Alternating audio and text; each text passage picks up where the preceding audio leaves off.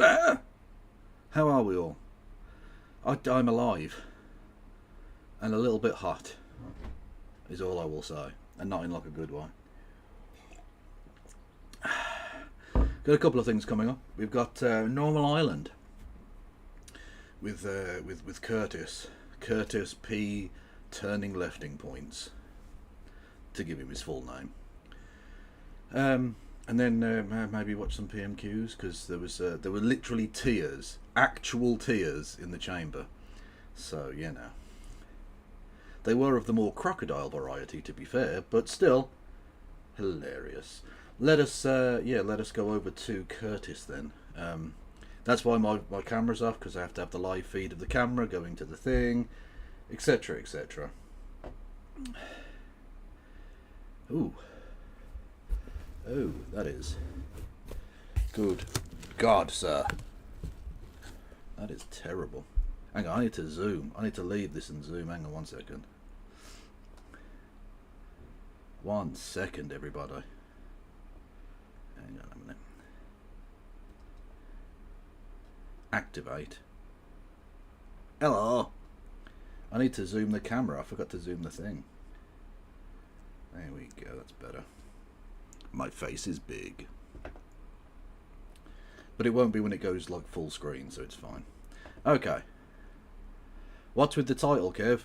It's because I support Palestine action, so that's why. And they aren't technically a prescribed terrorist group until probably Saturday. But there we go. Video capture, and then we go. Deactivate. And then we go into the thing, and hopefully, allow this time. Hey, much better. There we go. Oh, my hair's a little bit. Ah well. Okay, camera. No, hang on, no, camera on. Oh, one is that. Camera is that. Audio is fine. Good stuff. My name is Kevin Logan. Join the motherfucking broadcast. Don't forget, everyone, you can give me money if you so wish. For my professionalism. And then that's out there. Do you know what I mean? Hi, Kevin. Oh, Kevin, you're live streaming. Pardon? Yeah, you will be. Yeah, you're live streaming, aren't you? I am indeed. So please, Yeah. please keep your do not support for swear. terrorism to a minimum. That's, Wow. yeah, that's my concern anyway, Curtis. But I'll leave that with you. Yeah, fair enough. Are you Curtis from Navarra Media? Shut the fuck up, man. He's a celebrity. Chat, we've got a celebrity. Fucking hate you. Actually, no, Kevin, I'm from the TV.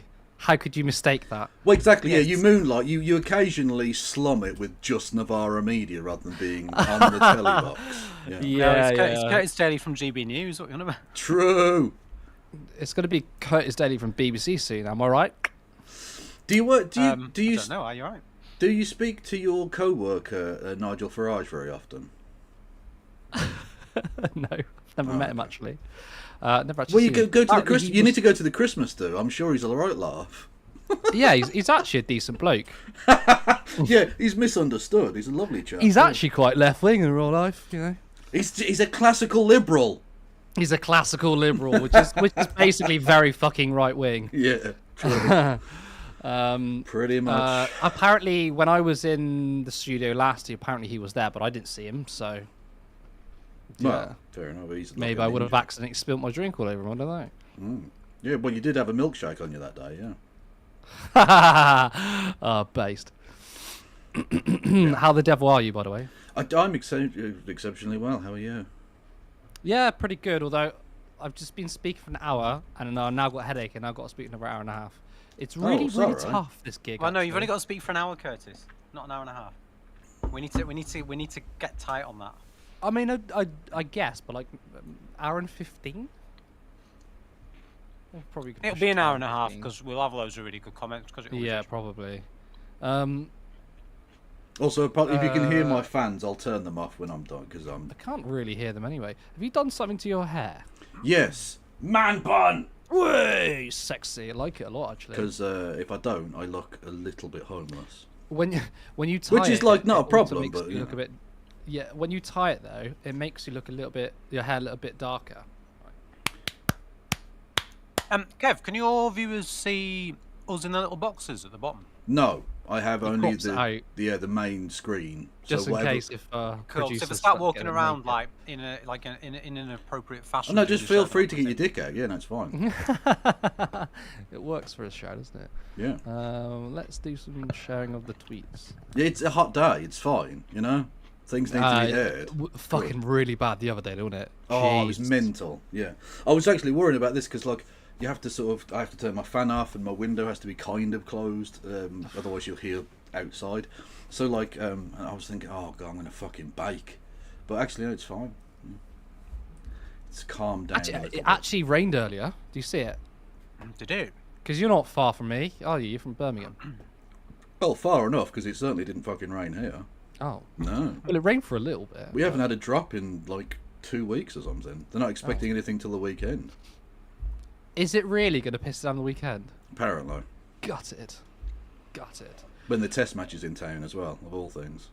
What are you going to do? Oh, okay. Yeah, because I saw Helena take a picture. She was She did. This stopped me going for a drink with her. I was going to go out for a drink after the game. And I was Why like, did it no. stop? What? Wait, why did it stop? What did what stop? You said this stopped me going for a drink. Oh, yeah, sorry. No, well, because the game ended at like 6:30 or something today. And I was going to sort of go down to Moseley, which is like the local little mini town, if you will, whatever, near the ground, and go for a drink with her. But I have to do this, and I won't be out of this until like. Oh half no! Oh, I didn't know. Oh, So by the time I got there, she'd be like leaving basically because she has to go back to near Nottingham, that's a bit of a drive. I've taken you away. You have from social time with Helena. Fuck, I didn't know that. No, it's absolutely fine because we organised this last week. I had no idea she was going to the fucking first day. Yeah, but you could have turned around. But look, Helena's here. Can I meet up with her? I'd be fine. I'd be like, that's fine. Go No, fuck yourself, fine. I am a professional. You're a professional. That's fucking new. Yeah. Oh, sorry, Mr. fucking TV. Hey. Kevin, have you got all our viewers, by the way, at your end right Yeah, have you stolen our viewers? We got fuck all. Probably. Yeah. Everyone go in. If you're on the YouTube, stream. if you're on the YouTube, go over to Turning Point Left TV or whatever. I was hoping that like Turn Point Left TV, Kevin. Honestly. Well, that's what it's called. It's something like that. Yeah, they'll be alright. They'll find you. Is this like our lowest ever? This can't be good. Well, I thought all the Navarras might come over, but guess not. no, it's because they've all had the anti-terror police knocking at the door. That's Over why. that was because we're fucking early, Yeah. and that's We're not not early, that's it's not 7:30. usual. Well, yeah, but we haven't usually done the countdown by now, so people are like, oh yeah, they won't be here. True. Very hungry as well. I'm eating a penguin. Nice. Why don't penguins like rock music? Because they're cunts. Yeah, because of fucking assholes. Next question. Because they only like soul. I don't get it. S-O-L-E. They only like soul. Like as in soil? I don't know. I don't get that. Soul? Is that like a Soul. type of fish? Soul. Yeah, the soul is a type of fish. Yeah. I don't know that. You've got to be clever to understand these kind of jokes, you know. The penguin jokes. I don't know if it's rose tinted glasses, but the penguin jokes seem to be much better when I was a kid. The modern penguin jokes are shit. I've always thought they were pretty bad, if I'm honest. But you know, to be fair though, my humour probably wasn't good enough to understand it. You know. Yeah. Fair enough. I have a sense of humour of a gnat. Do you? I don't know. I don't even know What? what As a in, gnat it's, is. as in, it's so small you don't have one. Yeah. And that's like a midgie. And I'm a fun guy. Hey. Hey. What? You shiitake? You just call me you call me shit what? Shit acre Shiitake? mushrooms, the dirty bastards. You dirty bastards. Okay. Yes. They are I didn't like. really tell you much, did I, tonight? Me? Yeah, I was quite brief of what I told you in it. I do keep on top of the news. I think I can cover it. I'm good. Like, I don't want to be too big-headed, but... Andrew Neil compares Bob Villain to a Nazi. Rachel Reeves cries, and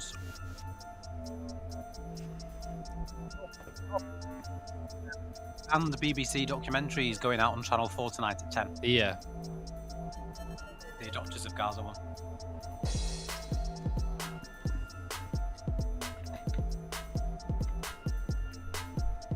Dominique, have on my TV and turn left on my tablet. That's not the way going to do it. It's not going to cause any delays in sound at all there, Dominique.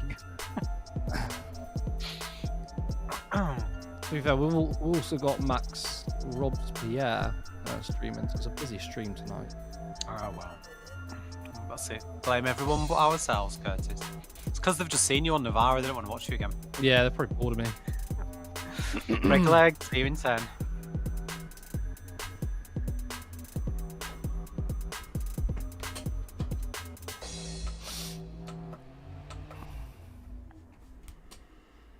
Welcome back to Normal Island.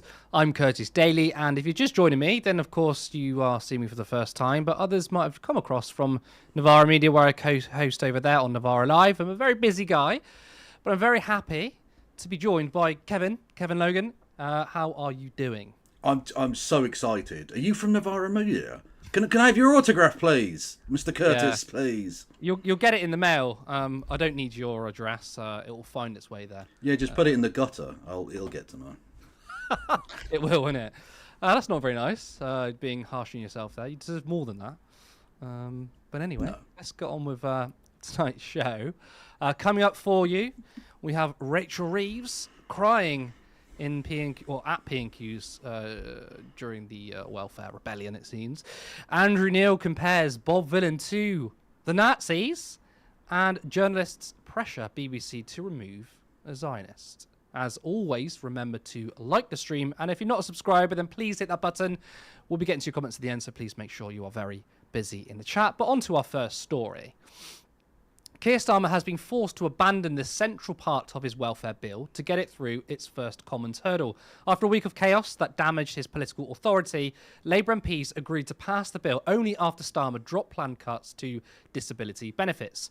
The bill, focused on universal credit and personal independent payments, passed its second reading with a majority of 75. However, 49 Labour MPs rebelled, the largest revolt so far under Starmer's leadership. Now, the original bill would have affected up to 800,000 people. Now, with the PIP changes, I wouldn't say scrapped, but delayed, that number has likely been reduced to 150,000. But that's still 150,000 people being punished. Now, spotted at PMQs today was Rachel Reeves shedding a tear. And may I take this opportunity to thank our outstanding British Transport Police for everything that they do to support staff and passengers. Mr. Speaker, we put in place the most significant funding for farmers in the budget. We've got a roadmap for work for farmers that we're working on, and of course where they fail to actually spend. So, I mean, she's crying because, partly anyway, the welfare bill was watered down, right? She's crying because less people are going to be affected by these welfare reforms. But many disabled people are still going to be affected. Why is that something that gets you upset? Kevin, the upside is that the changes to PIP have been removed, but I want to ask you, why have the front bench made such a big fight and, made risks over cuts to welfare? Why is this a hill they are willing to die on? Well, I mean, firstly, I think we're going to have to put a lot of money into developing a subatomic level size of violin for me to play, to show my sympathy to the boo-hoo crocodile tears of Miss Reeves in Parliament today. Honestly, the fact that she wanted to eviscerate the poorest in society, and the fact that she is a sitting officer, not just a random member, an officer of the Labour Friends of Israel, who are engaged in supporting and aiding and abetting a genocide right now, I couldn't care less that she's crying. She deserves to cry. She's a bad person. In terms of why they've decided to die on this hill, well, clearly and obviously the cruelty was the point. That was always the accusation that was thrown at this, and that's clearly the case, because they've essentially filleted every aspect of this bill in order to try and get some sort of bill through, so they can appear to be trying to be harsh on disabled people, harsh on people on benefits in general, because this bill wasn't for Labour voters. This bill was for Rupert Murdoch and his people. This was for the Daily Mail, the Daily Telegraph, etc. Because Morgan McSweeney, the government's main advisor, is one of the biggest ghouls in the country, seemingly, who seems to think the only way you can win working class voters back is by being absolutely horrific towards the poorest in society, which statistically just doesn't work out. We've seen the polling. No party's voters at the last election were in favour of this change. The Tories were about 46% in favour, but no party had a majority, and it was something like 70% of Labour voters were against this. The reason they've decided to go with this is because they have to appear to be harsh on those on benefits, let alone the fact that this was going to impoverish the already impoverished further and further. The fact that they were boasting during yesterday's debate that their changes had taken it from 250,000 people that would be drawn into poverty to just 150,000, and of those, 100,000 into absolute poverty, and they were boasting about this, means they will deserve the absolute annihilation that awaits them at the next general election. I mean, you're quite right that this is the politics of the Murdochs, right? They love it Yeah. when they talk about cutting welfare, because of course it distracts from the very salient issue of inequality, the fact that billionaires exist where they shouldn't do. We need to be taxing the rich. Of course, they want to talk about that. But who else is this for? I mean, you've just pointed out here that there's no political party, or at least no voters that support this, even Reform voters. Yeah. Obviously, out of any political party, it's the Conservatives who are most likely to support this. But the latest poll I saw was, you're right, 46%. It wasn't a plurality, but that was 46% of people. The question was, would you support, reducing disability benefits for those who are in work? 46% said yes. When the question was, would you support the same measures if they're not in work? That drastically goes down. So there's no one in this country who really supports this. So who are they doing this for? Well, what's the political science behind this? Well, firstly, Morgan McSweeney is not exactly the median voter whisperer that everyone claims him to be. The Prime Minister said that the briefing against Mr McSweeney needs to stop because he's an idiot. He said that Morgan McSweeney was crucial to their election victory, and without him it would have been impossible. Again, not true, because the Labour Party didn't win the general election. The Tory Party lost it. The Tory Party committed metaphorical suicide on the hill of ridiculous neoliberalism. And a sort of broader point about if Keir Starmer and Rachel Reeves and whoever else is in support of this evil nonsense, if the genuine believers amongst them, you're allowed to just be a Conservative. If that's your politics, fine, join the Conservative Party. Get out of the Labour Party because you don't support Labour. You don't support any level of either socialism or even social democracy. You don't support any kind of progressivism. If you're a Conservative, go and join them, because that's where you belong. These PIP changes, right, they will remove from the bill, but it's not been scrapped. It looks like it's going to be delayed, right? Yes. So surely, if they try and... Well, I just want to say, surely if they try and push this through again in the future, there's going to be rebels again, and this whole infighting will start again. Yeah. Well, it will be delayed until after the 2026 Timms report. That's Stephen Timms, who's the junior minister in the department, who was the person who had to stand up and give a concession, a U-turn on a piece of the legislation during somebody else's contribution, which has never happened before. That's a completely unprecedented, shambolic disaster of a way of trying to draw legislation on.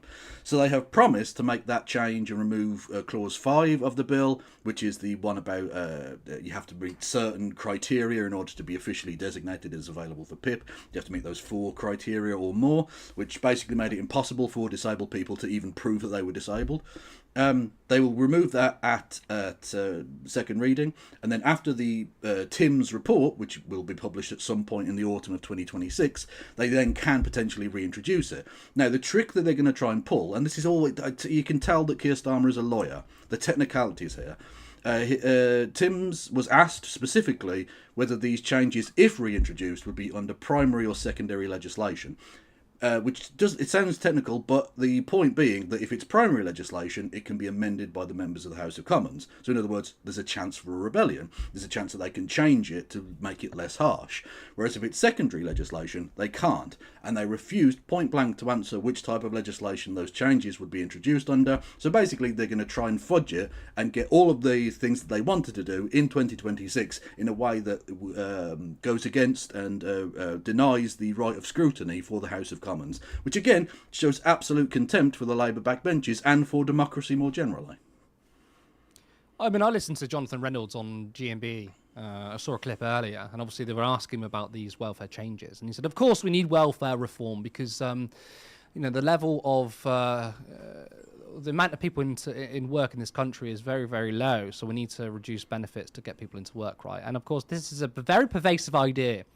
A narrative that has got a stronghold in the British press and the media, which is that basically there's loads of shirkers, there's loads of lazy people, and our benefit system is too kind. Well, of course, the facts don't really care about people's feelings because, first of all, the level of payments when it comes to welfare is very low in our country. I think we're either the or one of the worst in Europe, with the lowest levels of payments in Europe, right? And looking at Denmark, here's a very interesting fact, which a lot of people don't talk about. I guess it's because people don't know about it. Denmark has far more people in work. They have between 75 and 80% of people who can work are in work, far more than the UK. But at the same time, their welfare payments are far more generous. So it shows there is zero correlation between cutting benefits and getting people into work. Of course, I personally believe there's a reason why. And one of those reasons is I actually think higher welfare payments is better to get people into work. So morals, morality aside, because obviously the result of cutting benefits doesn't get people into work. It's what happened under the Conservatives under George Osborne, which was 330,000 people essentially being murdered by the state. If you increase benefits, to me, that tells that basically gives people breathing room to, I don't know, get a job, get some new clothes. I mean, for example, I'm going to use a personal anecdote, right? But a couple of years ago, I had an interview as a manager at a pub in Nottingham, and I was living in Bristol at the time.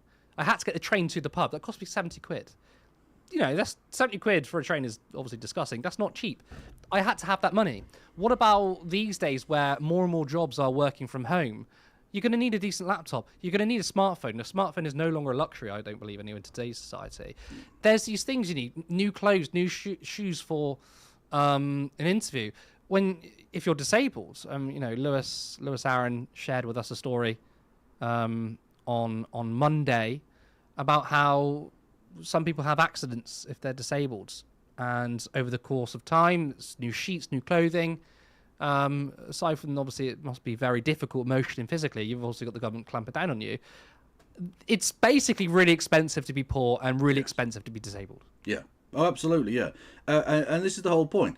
This is not going to help anyone into work, but that's not the purpose of it. And everyone knows that's not really the purpose of it. It's about being performatively cruel so that you look like you're the adults in the room. You can say that you're fiscally responsible, which of course isn't true. They straitjacketed themselves, this government, by having fiscal rules which didn't make a lot of sense and which they said were absolutely cast iron and that they would never break, but have already broken. So, but by just changing the definitions. So change the definitions again then. Why do you have to go after the disabled when you could just raise taxes on the incredibly wealthy? I think that would actually be popular as well. Is it potentially because they receive millions of pounds from corporations, ultra capitalists, Yeah, literally. Oil industry, healthcare industry. Is it, Quadrilla Capital literally gave them £4 million just after the cut-off point that they would have to reveal that before election day. So they were essentially bought for £4 million and a few tickets to the Arsenal and a few dresses for Mrs. Starmer. That's it. Like, they're some of the cheapest political prostitutes that have ever existed. Precisely. Very well put, but we are going to move on to our next story. Now, the establishment... I'll start again, sorry. The establishment have lost their minds over Bob Vylan's comments at Glastonbury. The duo have been smeared as anti-Semitic, which I doubt surprises any of you. However, Andrew Neil went even further and seemingly compared Bob Vylan to the Nazis. This is him engaging in what one could describe as Holocaust denial on talk radio. Death, death to the IDF, shouted moronic rapper Pascal Robinson Foster at the Glastonbury Music Festival. A posh double-barrel name is perhaps not the best handle for a self-styled Rasta radical, so he goes by the name Bobby Villain instead. We'll stick to his real name. As he strutted the stage, shirtless in his white underwear, mouthing his mantra, along with a generous dose of anti-Semitism, the Glasgow crowd dutifully repeated it again and again. I'm not sure what was worse, Mr. Robinson Foster's call for the death of Israeli Defense Forces or a mindless audience's brain-dead repetition of it. Since the IDF is all that stands between Israel's survival and it being wiped out by its Islamist enemies, to call for the death of the IDF is tantamount to advocating a second Holocaust. No doubt they hadn't quite thought that through. I was going to say that they sometimes seem to have more in common with a Nuremberg rally. But even the Nazis did not scream death to the Jews at their rallies, even if they thought it, and that was their intention. At Glastonbury, a generation which wallows in woke, never had to don a uniform to defend his country, and whose idea of danger is to risk reading or seeing something that might trigger it, well, that generation not only thought it said it out loud. Now, I just want to correct myself. That was Times Radio, not Talk Radio, but that was absolutely insane. Now, the reason why Neil's comments could be seen as Holocaust denial is the fact that he said even the Nazis didn't say death to the Jews. I mean, they very much did. But to compare the chant, death to the IDF, which is an institution, a military force committing genocide, is in any way comparable to Nuremberg rallies and the Nazis, is not only disgusting, but incredibly insulting to everyone who was killed in the Holocaust. And also referencing one of the duos, the main singer of Bob Villain, saying he's got a double-barreled name. I mean, the racist implication there is to say, whoa, he's black. That's a white-sounding name. I've seen a lot of people pick up on that, and it is. I think it's a definite racist thing to say. Kevin, it seems the establishment has a collective delusion, and the hysteria is only getting far, far worse. Yeah, the political establishment, be it politicians or the media, have shown themselves, if anyone needed any further proof, how far they are from actually representing the nation they purport to describe and to lead. The overwhelming majority of people in the country oppose the actions of the IDF and of Israel more broadly, but you wouldn't know that from looking at the media or Parliament, who have fallen all over themselves to pearl clutch about Bob Villain and Kneecap over the last few weeks. This is a genuinely embarrassing rant from a deluded old dinosaur in Mr. Neil. I don't even know where to start with him. Firstly, double-barrel names might seem posh to a white British guy, but in mixed-race families, and indeed in Afro-Caribbean families more broadly, the compound of the mother and father's surname to create a double-barrel name is a very, very common thing. It is not a posh thing at all. You reveal yourself for the old-school pillock that you are there, Mr. Neil. Secondly, at no point did anyone at Glastonbury, as far as I'm aware, chant death to the Jews. I didn't hear that. I heard death to the IDF. IDF and Jewish are two separate things. They just are. As propagandists for Israel like to point out regularly, there are non-Jewish members of the IDF. So not all members of the IDF are Jewish, and indeed the vast majority of Jewish people in the world are not in the IDF. So they're clearly not synonymous things. That's ridiculous. And you have to go quite some way to try and conflate this as being anti-Semitic in any real way whatsoever. His Holocaust denial is pretty grotesque, considering the Nazis not only chanted death to the Jews, but then went and murdered over 6 million Jewish people. The idea that Bob Villain are in any way comparable is a grotesque thing, and if I were Bob Villain, I would be contacting lawyers and seeking, let's say, restitution, legally speaking, from Mr. Neil, because that was clear and obvious traducement of their name, and I think pretty obviously legal slander on Andrew Neil's part. But more broadly, this speaks to the disconnect between the political class in this country and the average person in this country.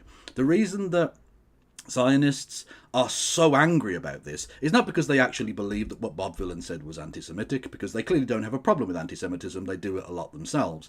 The reason that they're so against this is that they saw the repetition of Death to the IDF and Free Palestine and From the River to the Sea, not just on the stage during Kneecap and Bob Dylan's performance, but in various other people's performances at the festival, was that they saw the youth of both Britain and more broadly of the West turning against the very well crafted and funded lie of Israel as the most moral country in the world and the IDF as the most moral army in the world. That's being rejected because everyone has seen for the past 18 months what has been true for the last 80 years, which is that Israel is a settler colonial genocidal endeavour, and people aren't going to put up with it anymore. And once that dam breaks, Israel knows that the very thing it needs to survive, contrary to Andrew Neil's nonsense point about the IDF being the only thing that stands in its way, is the fact that Western countries, most notably America, but also Germany and Britain and France, are there as the guarantor of the state of Israel, without which Israel would not survive on its own.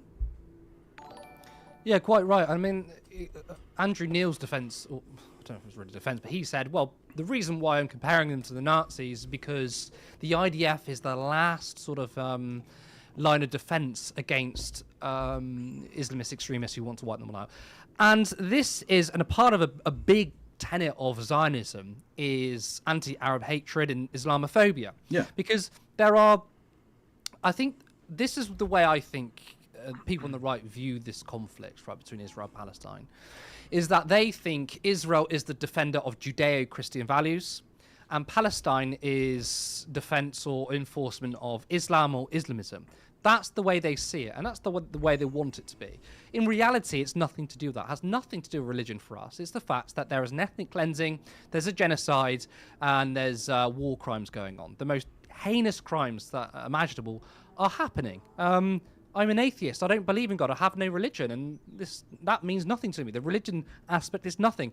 It's about supporting human beings. It's a humanitarian crisis. But I think people on the right, and a lot of the far right who love Israel seemingly, it's kind of a sort of an entrance to their Islamophobia. And I think that's why they see it like that. And that is why I think they view pro-Palestine activists and the marches that happen every weekend.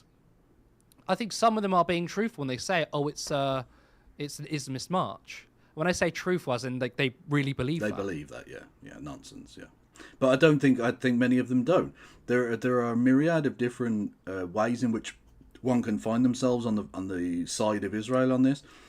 Some are genuine believers, some are religious extremists, some are Jewish supremacists, and let's be honest, I think the majority of the British media and political class are bought and paid for shills.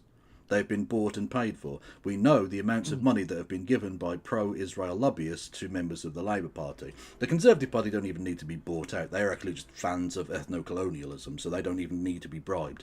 But we know how much AIPAC gives to American politicians and all the rest of it. I think we need to really start looking at the way in which the Israeli government, as a foreign government, as a foreign entity, has used its power and its wealth to infiltrate and to undermine democracy in the Western world, because they've essentially made any kind of independent foreign policy in the West, in West Asia, in the Middle East, as impossible for many nations, because all of their political classes don't represent the people and their views. They represent those of a very far right clique in Israel. And I think what Andrew Neil was saying is disgusting and grotesque, and I think it insults those that were killed in the Holocaust to compare. Remember, this is not even an anti-Semitic chant. It's about a military. Yeah, the IDF are not an ethnicity, so it's not racism. They're not a protected characteristic, right? But even if he were to say something anti-Semitic, still to compare this to the Holocaust is grotesque and disgusting. But of course, Bob Dylan wasn't doing that, and no one's doing that. But it's not surprising. Those who are pro-Israel are some of the most egregious of individuals when it comes to undermining the seriousness of the Holocaust.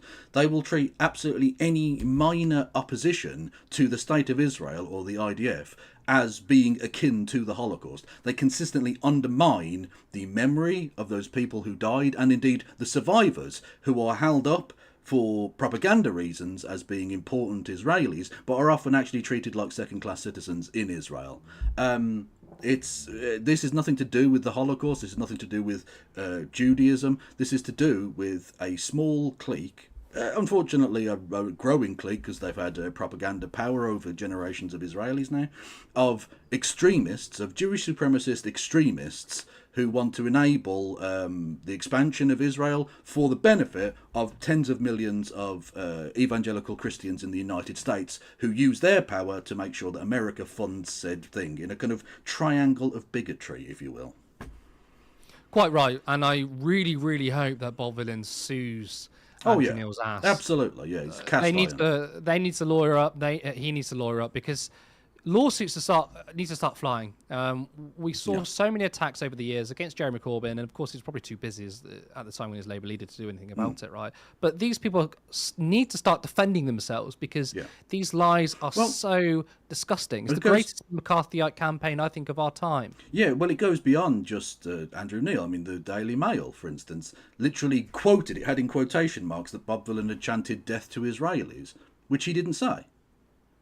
That's not the thing that he said. That's a literal factual error. Yeah, on their front page in the headline. So yeah, I would lawyer up and I would be suing them for everything they're worth. Yeah.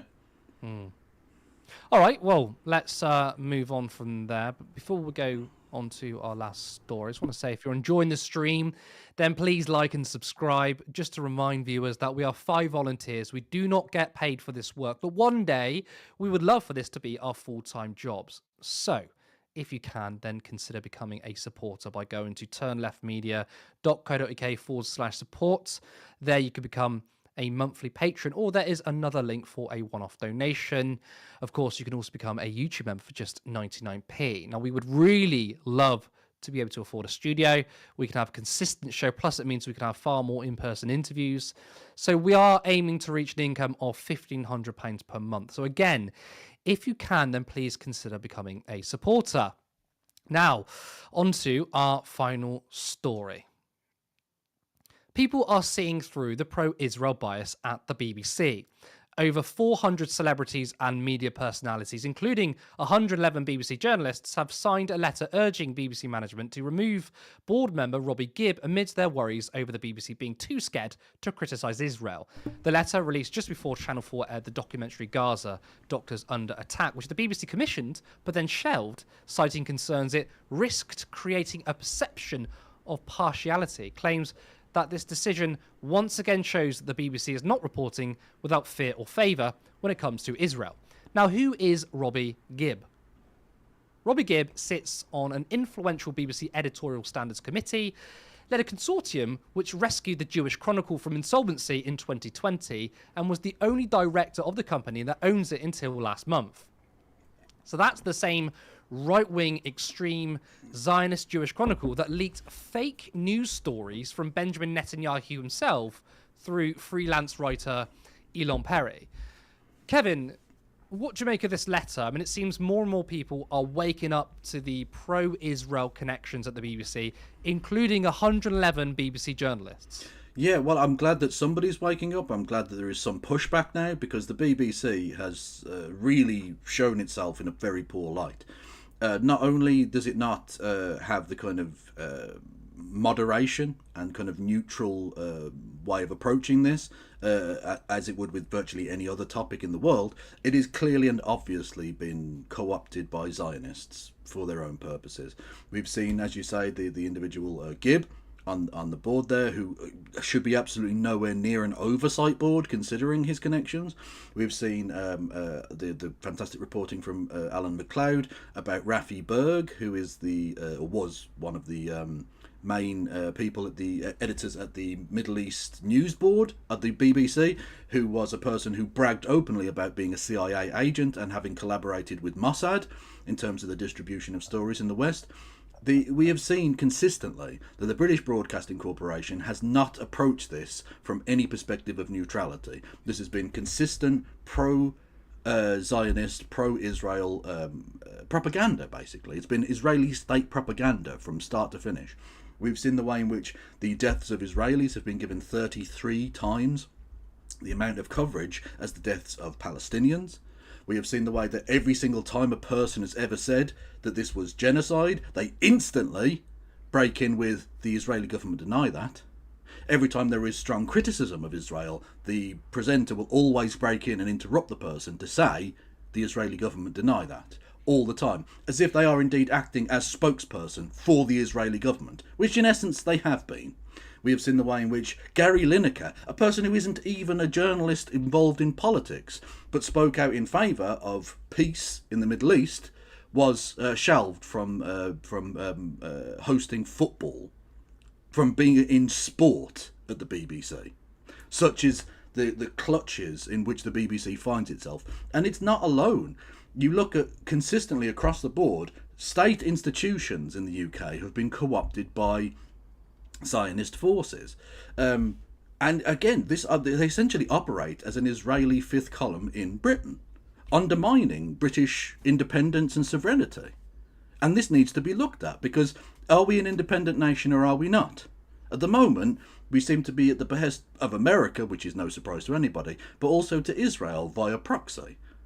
And that isn't a tolerable situation, and people are going to start fighting back. And thankfully, the BBC employees that have stuck their head above the parapet on this and have been brave in doing so, because many of them will face consequences for their careers, deserve every plaudit in the world for having done so, albeit maybe later than would have been ideal. But even so, the fact that they have now done so, I think, shows, as with the chanting at Glastonbury, that the dam has begun to break on this one.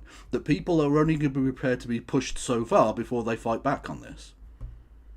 For all those on the right who think the BBC is anti-Israel, right, that pushes Hamas propaganda, Ludicrous. We have the receipts that show that this is utter rubbish, don't we? Yeah. Oh, absolutely. They commissioned this documentary, the Doctors Under Attack, and then refused to show it. Not because of any inaccuracies, not because of bias that was found in it. They just didn't want to, because it told the truth. And the truth is that Israel is engaged in a genocide. It is deliberately targeting healthcare workers and journalists and children and civilians consistently. And thankfully, Channel 4 and Zateo News have been brave enough to do the thing that the BBC couldn't or wouldn't do and show this. And I think that's a worthwhile thing. But it's worrying for democracy, it's worrying for the future of the state broadcaster and for independent journalism in general here in the UK. The chilling effect that something like that can have on people telling the truth. People being able to speak truth to power in an era where we've seen consistently governments trying to crack down on independent media, governments trying to crack down on, frankly, any kind of pushback across the board. There's been an increasing authoritarianism from people like Donald Trump and, let's be honest, from Keir Starmer and his government towards groups like not Climate Crisis, what are they called? Just Stop Oil. Just Stop Oil, thank you very much. And various other groups. The fact that they literally today are trying to make it illegal to say that you support Palestine Action, an organisation that we were told had taken terrorist activity towards 2 planes, one of which is literally already back in service and flying on its way now to Cyprus to be used to refuel Israeli warplanes to bomb civilians. Today. That's happening right now. We know that RAF Bryce Norton, the RAF station, which was quote-unquote terrorised by Palestine Action, is literally hosting American planes which are being sent to Israel to aid and abet the genocide there as well. We are a staging post of genocide. But apparently it's Palestine Action that are the terrorists. Absolute madness. I mean, their excuse from the BBC not to add a documentary was they were worried about partiality. And this is something which transcends the BBC, by the way. It's an issue with the entire media, which is this obsession with balance, right? And what gets forgotten and what gets thrown by the wayside is objective reporting. So, of course, what that means is if it's raining outside, you don't get two people to debate whether it's raining outside. You literally fucking go outside, right? Yeah. And look, if a documentary shows Israel in a bad light, that's simply because they are doing war crimes, right? They're just showing people for who they are, and that's just objective reporting. The only excuse you can have to say we're going to pull this because the bad guys doing bad things make them look bad is if you are biased toward Israel, towards the bad guys, and this obsession with trying to appear balanced, right, actually ends up being not very balanced because you end up sort of putting too much. You make excuses for the other side in order to look like you're both siding an issue, but rather you're just doing propaganda for, in this instance, the Israeli state. Yeah, well, we've seen from reporting from Haaretz, which again, having talked about the way in which media has been clamped down, Haaretz is one of the few outlets in Israel that does anything like objective reporting, such as the state of free media in quote-unquote the only democracy in the region. What a joke. Anyway, Haaretz has literally been publishing a series of articles from the point of view of IDF soldiers from the front line, and they've literally had them saying we were told to target civilians, or we were bored so we targeted civilians, or pardon me, or indeed one of them saying we felt like the Nazis and these people were the Jews. That's a literal quote from an IDF soldier who is currently being driven out of their post in an American university, not for the war crimes that they admitted to engaging in, but for revealing the war crimes that they were engaged in, because that's anti-Semitism, apparently. Wild stuff, but of course, very well put. I think that wraps everything up for the stories, but of course, that's not the end of the show. We're going to go to our producer for your comments. Welcome, Callum. How are we doing? Testing 1 2. I mute this mic every time I try to come in, so hopefully you can hear me this time. Are you there? Don't even go there, Kevin. We have people in our chat who do that, and no, don't do that. We have enough tech issues as a F's in chat. To be fair, the last couple of shows has been, no tech issues so far. So that's really don't say that now. No, I feel like I've jinxed it. Yeah. Firstly, just shout out to Specs for gifting 5 turn left Thank you so much. Oi. Once again, much appreciated.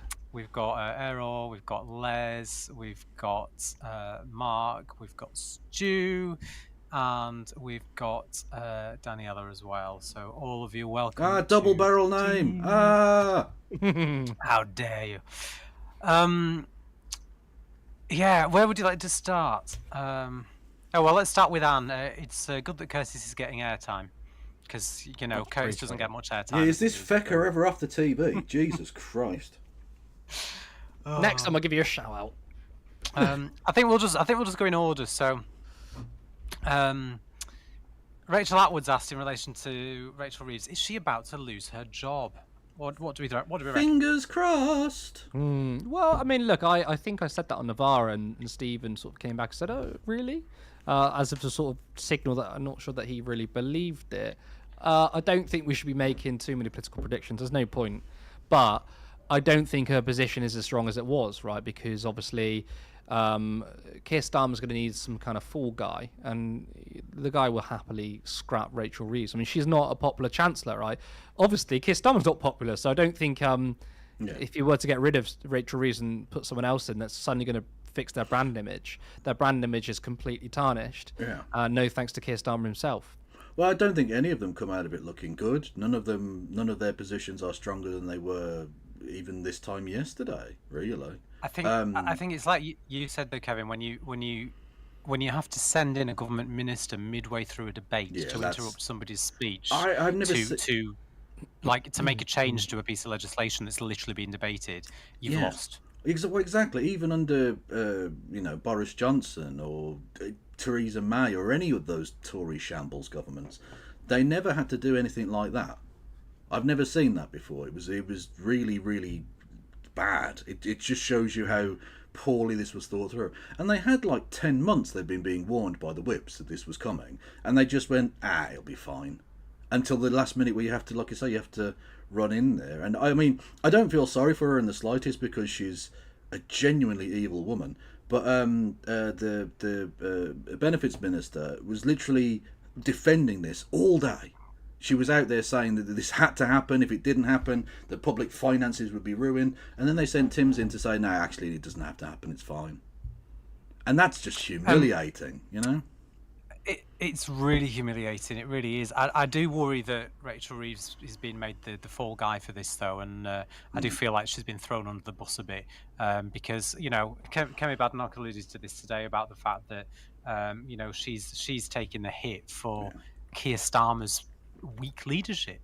You know, this bill should have been pulled. It should never have even got to the point that they were having to make concessions during the debate. The fact that it was allowed to get that far shows that the whole thing hasn't. I mean, Starmer admitted himself that he didn't have his eye on the game because he was too busy worrying about what was going on with Iran and Israel. Well, if that's the case, then you're not fit to be prime minister because you do have to be on top of all of your briefs. That's just the way it works. If you can't handle two topics at one time, you leave. You're not fit. And if only Keir Starmer focused more on domestic policy than global issues, that will be a good thing as well. Because I think that this is where he himself feels like he shines, is when he's on the world stage. He really wants to be that statesman-like figure, and he loves it, especially when talking about Ukraine and visiting Zelensky. He absolutely revels in that. Yeah. Whilst at the same time, the country's burning because we had race riots.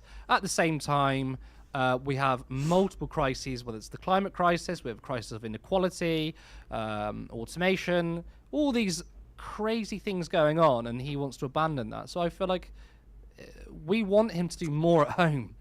Yeah, you said before, Curtis, that you know, it's not you know, it's not always good to make political predictions. Speaking of political predictions, Michael said Wes Streeting as Chancellor by the end of the week. Well, I mean, if Rachel Reeves were to go, I mean, it's likely, you know, if she's probably going to go before Starmer. Do you think that Wes would be considered? I mean, you know, it's no secret he wants to be PM, but well, exactly. Would he give up his number 10? Because let's be honest, being Chancellor is a poison chalice. You're not going to become Prime Minister if you're Chancellor. Rishi Sunak did it. True, I guess, yeah. But there was an interim where people sort of forgot that he was Chancellor. That's true. I don't think Wes Streeting would want to be Chancellor, because I think a lot can ride on that. And you're right, it's kind of a poison chalice where like a lot of the issues with the country can be sort of put on your lap. And I wonder if Keir Starmer would want him there, because I wonder if Keir Starmer sees Wes Streeting as a threat now. So maybe he wouldn't want him in that position. Well, interestingly, there was a cabinet photo op scheduled this week that got moved, and I don't think it actually happened. They were due to have a nice little photograph of all the cabinet together in Downing Street. You know, when they put all the publicity out, they do every now and then, and it just got pulled. And there's been rumours and talk amongst Westminster and some political commentators and journalists that there is a reshuffle imminent. So whether that's going to include changes at the very top and in number 11, who knows? But it will be interesting to see what he does with Wes, because, like you say, I mean, especially if he sees if Wes Streeting's a threat to Starmer, then he's going to want to put him somewhere where, I mean, Theresa May made Boris Johnson Foreign Secretary, right? And I think in her case, that was a case of, you know, keep your enemies close. I wonder if Starmer would sort of do something the same, or whether he'd just keep him in the health brief. Or send him to Northern Ireland and keep your fingers crossed. We're all doing that. You can't see me. Edward said, no sympathy whatsoever for Reeves. No tears for the people she has driven to despair and threatened with absolute poverty, as well as the genocide she supports. No sympathy. Yeah, crocodile tears. Crocodile tears. I'm going to say something. Violin. I know. This is where me and Callum definitely disagree on this. I'm going to say something that's probably going to be controversial with our viewers now. Shit lib incoming. Come on. Yep. I'll take it. It's fine. No, I do think that we have to be careful with this, because the government have said, and a spokesperson for Reeves has said, that, you know, the reason she's crying was a personal matter. We gather back, for all intents and purposes, she had a row with Lindsay Hoyle as well prior to PMQs, on top of whatever this personal matter is. And I think that, you know, as much as I agree that she is responsible for some very, very harmful policies, and that there are people whose lives have been completely destroyed by the actions of Rachel Reeves and this Labour government, there is still a very small part of me that thinks that she maybe deserves a little bit of sympathy. I can sympathise with the fact that, you know, put it this way, I wouldn't want to be Chancellor under any government. You know, the position that she's in, but when you factor in the way in which the Labour leadership have essentially thrown her under the bus for their own fuck-ups on the welfare bill, and then you factor in the possibility that, you know, for all we know, she might be going through bereavement. We have no idea. The look on her face when she walked into PMQs today, and this was from the moment she entered. It wasn't even, you know, it didn't happen halfway through. This was the moment she walked in. She was visibly upset. The swelling under her eyes, it looked like she'd been crying all night. And Well, look, you know, it may be related to the job, but I just think. I don't think you can call the death of her political career really a bereavement as such. That's look. So I need to respond. Fuck her. All right. The reason why I say that is, first of all, it is pure speculation to say there's something going on behind closed doors. There's something personal, right? But I also don't think that her tears is completely divorced with what's going on, even if she had personal issues. But to push back, even if something, you know, terrible is happening behind the scenes, there are people who have to go through bereavement and all these things with the fact that their welfare is going to be cut. I mean, I'm just going to use class as a sort of a defense mechanism here, because at the end of the day, she's Chancellor. She's a very wealthy person now. She's well connected. She will never be in trouble. So even if something terrible did happen to her, she's going to have that comfort around her. There's millions of people who are going through. And again, we're speculating. We don't even know if anything's happened. But worst case scenario, there is. There are people who are on welfare, on universal credit and PIP, who have the same things happen to them.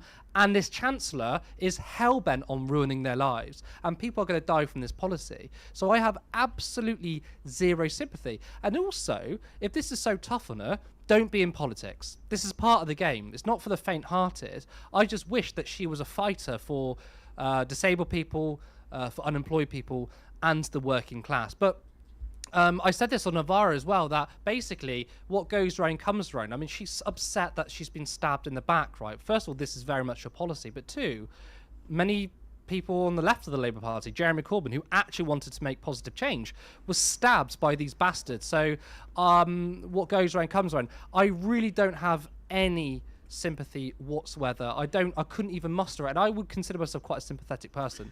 There are people I would feel sorry for, and I feel like they don't deserve it. But someone like Rachel Reeves, a very powerful woman, pushing through disgusting policies.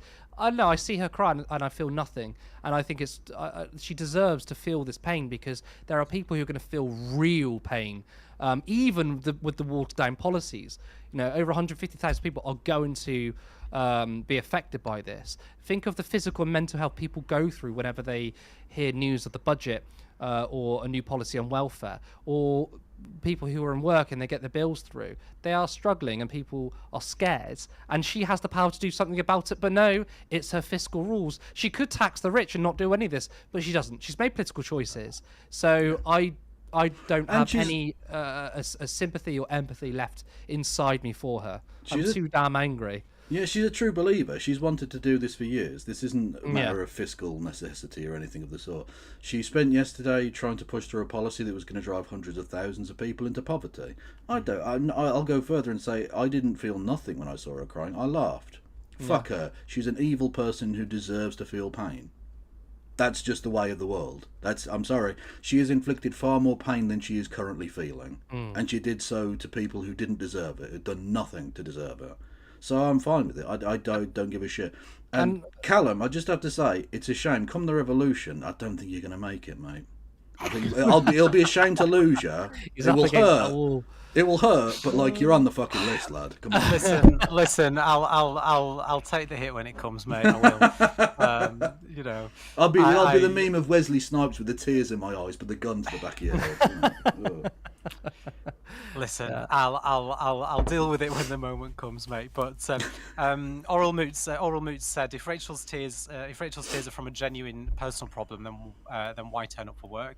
I mean, yeah, fair comment. I mean, but she's the Chancellor, so like, you know, we'd probably be kicking off if she wasn't at PMQs today, given what happened yesterday. But you know, yeah, I mean, look, you both make you know, brilliant arguments, and I don't disagree with the impact of the horrific things that she's responsible for. You know, I acknowledge that, but I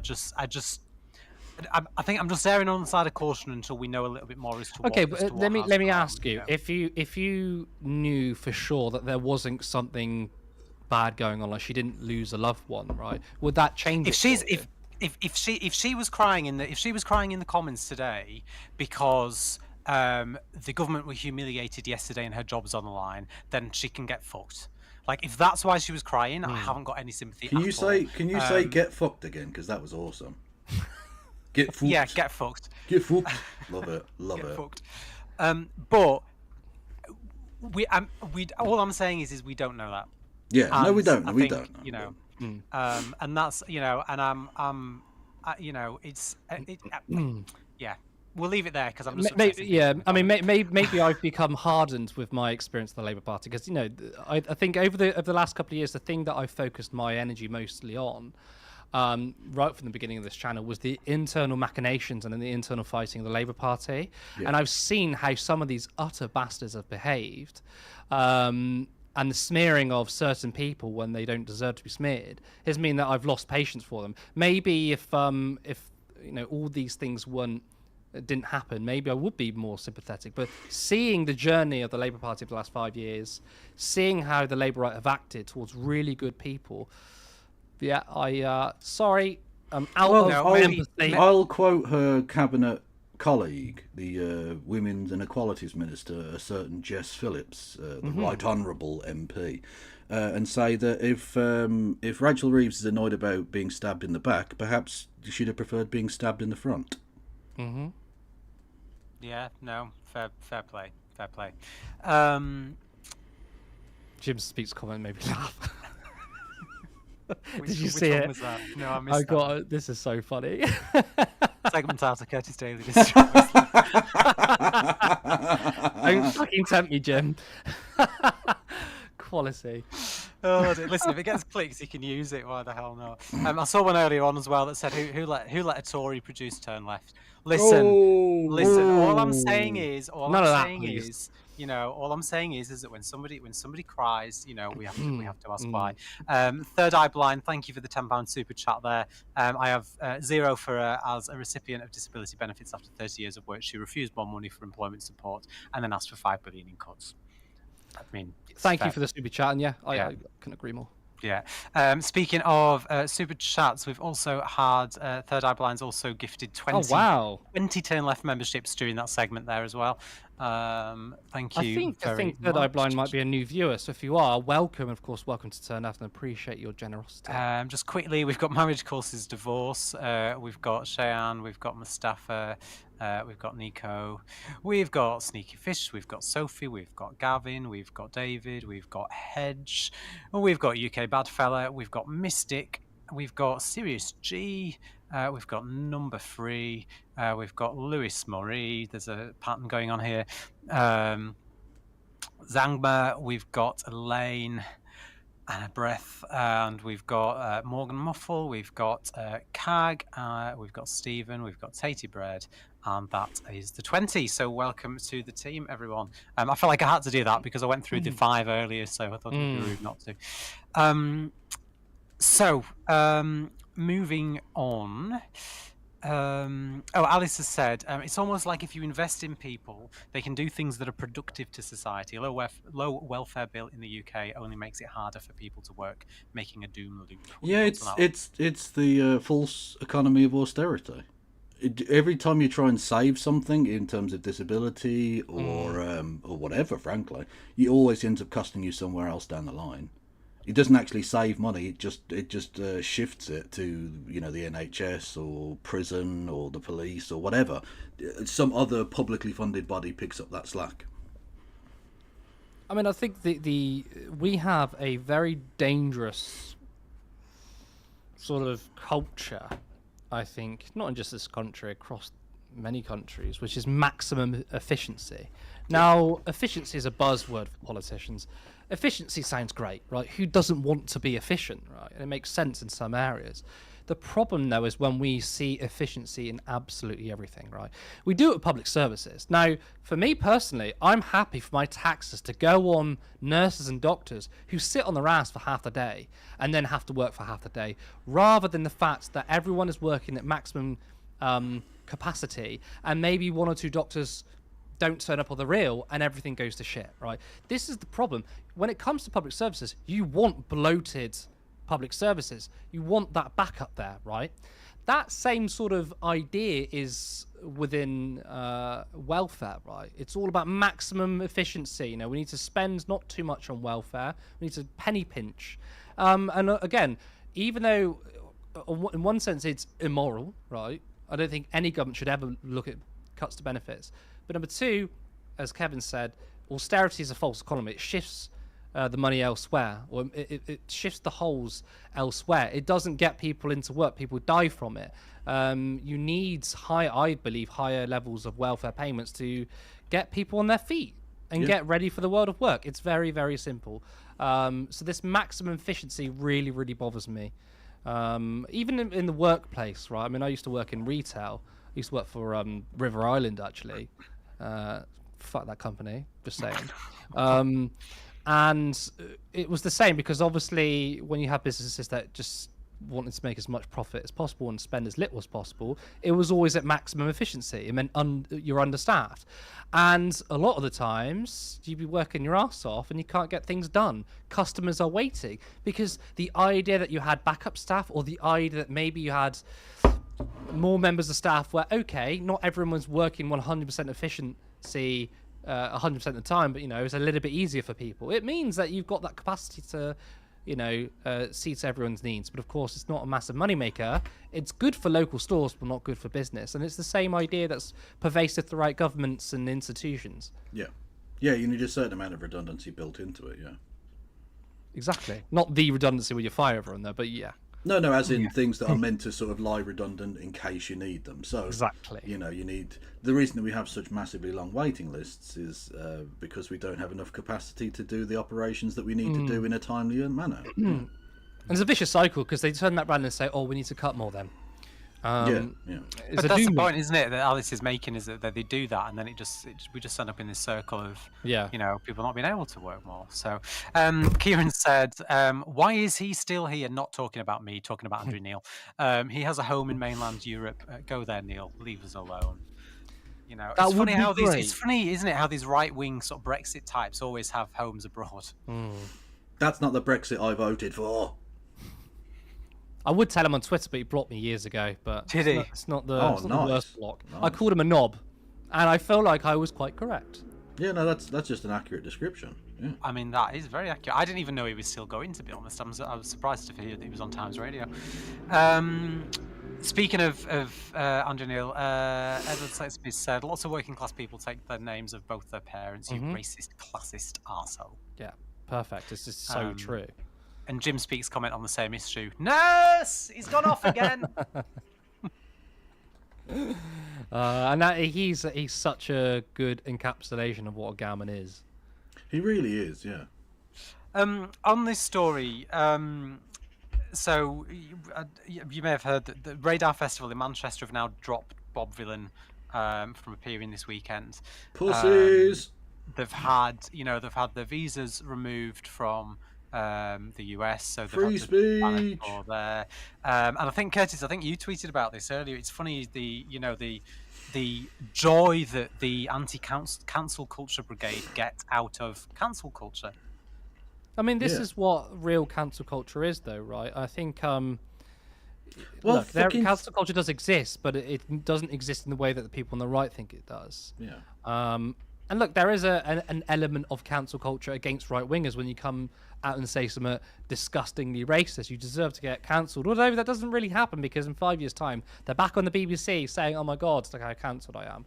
Right? I mean, Lawrence Fox literally created by the BBC when they put them on Question Time and all these other politicians, right? This is what real cancel culture looks like. And it's so funny to see the free speech warriors, the woke rights, reveling in this when it's one of their own, they absolutely hate it. And the difference is one of their own called for literal violence against vulnerable people, and the other is, whether it's even violence, because it's saying death to is also kind of a saying, against a military force that's murdering children. Yeah. But of course, the right have never been in support of a free speech. They've absolutely hated it's absolutely. That's always been the case. Yeah, the soy right have been out in force over the last few days, desperately trying to do the cancel culture. Because again, they were never against cancel culture; they just wanted to be the ones doing the cancelling. Quite right.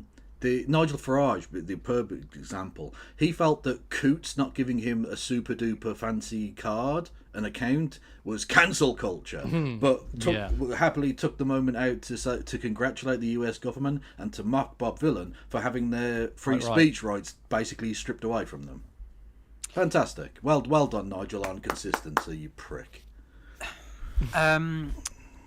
JK's asked, hi all, I support Palestine Action. How long can we say this without putting the channel in jeopardy? In all seriousness, I don't know if any of you saw John McDonnell's interventions in the House of Commons today.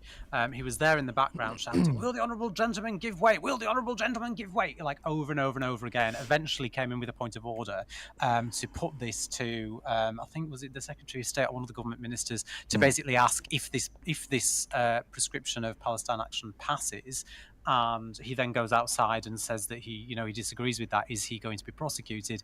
The response that he got from government was that essentially it's going to go to the House of Lords tomorrow, where it will be then viewed by them. If they also authorise it, it's then got to reach all the Senate. It'll be signed off, and it'll come in from midnight on the day that it's signed.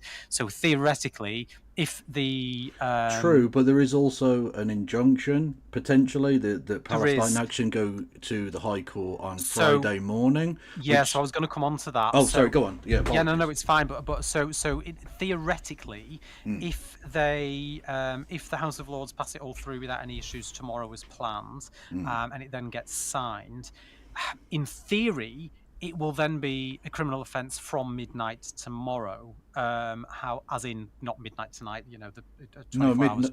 Midnight. It would be on Friday going into Saturday. No, it will be Thursday going into Friday, because it's gonna be on. The debate and vote in the House of Lords would be on Thursday, but then the hearings on Friday. So it would have already been signed, right? But then the hearing would essentially stop it as it was happening, I think. So, no, I'm lying. Ignore me. You're right, Kev. If the interim relief is not granted by the High Court, Palestine Action will become a prescribed legislation at midnight on Friday and Saturday. And you're right. So basically, if you want to show any support for them, you need to do it before midnight on Friday night. Although I put a tweet out just as they were voting on the motion. I would say though. Well, literally, my stream is titled "I support Palestine Action." Well, I was going to say again, come at me in the comments if you wish, but just for the next couple of days, certainly into Saturday, if the High Court don't rule in their favour, just be careful, because they will go after as many people. Well, I mean, I don't think that I don't think dropping it in a comment like this is going to put us in trouble, because obviously. Oh no, this is absolutely fine. What I'm saying is I'm just saying. If the courts of justice rule in favour of the government on this on Friday, I do think the government will come hard down on people, and I think that some MPs are gonna face what about some challenges as well. So. What about if I say that I come out and I support the Maniac Murder Cult? Will they come after me for that? Well, it's in the same bill. So I would hope so, given it's literally in the same bill. Yeah, well, yeah. Okay.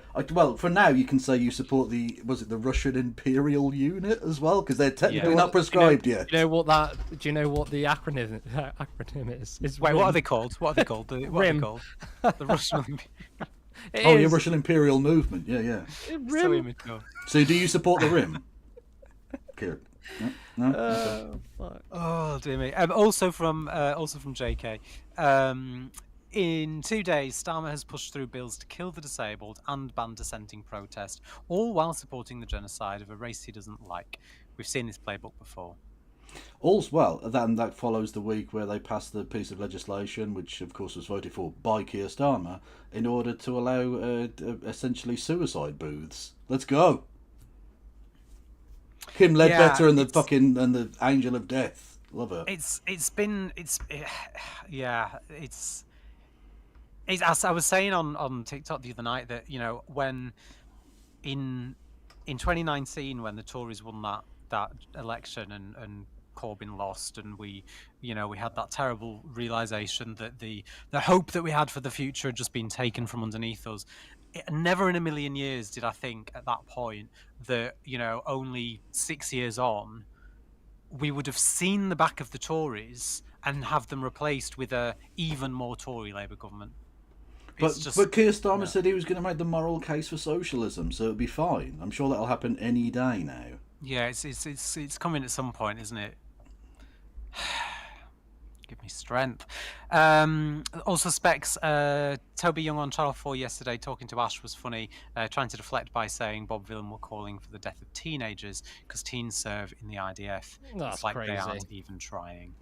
Well, that's grotesque. The Israeli government send teens to have their fucking legs blown off. That's their problem, isn't it? Yeah, like, what the fuck? Yeah, talk to the Israeli government for sending children to be killed, you fucking idiots. No, but that's perfectly okay. They can do that. They can send children to war as long as we don't say they shouldn't be doing that.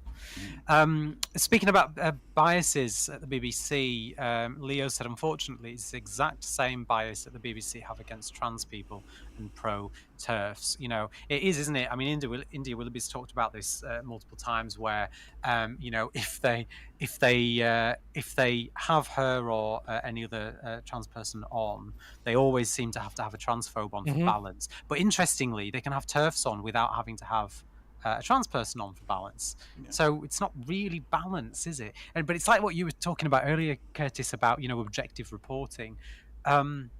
This obsession from the BBC about partiality, like this documentary that as Katie points out is going out at 10 p.m. on Channel 4 tonight, comrades, or 11 p.m. on Channel 4+1, which is probably where I'll be watching it.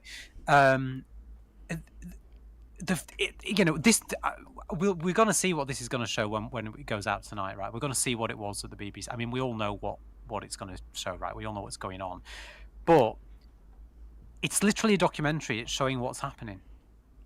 So how is it a breach of impartiality for the BBC to put out a documentary that says this is what's happening in Gaza? Because it's not obviously a breach of impartiality. It's just the fact that the BBC is beholden to Israel's interests. All they need, but the thing is, right, all they need to do is what they do on every bloody news item when somebody calls out the IDF and tag a little statement at the end of the documentary that says the Israeli government dispute the images in this documentary, and then leave it up to the viewers to decide. Yeah, just that after every scene of dead bodies and stuff, you just say the Israeli government deny the existence of the thing you just saw. There's a lot of disputing that will be happening from the Israeli government. The Israeli government ask you to even that.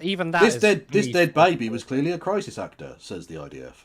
Yeah, I mean that to me is also kind of a false balance, because even trying to say, well, the IDF disputes this. I mean, you're literally seeing that on video, so you couldn't put that, and that will be ridiculous. If it's on film, it's on film. You can see it for real life. So, but it's the BBC. They're a load of dog shite. It's worse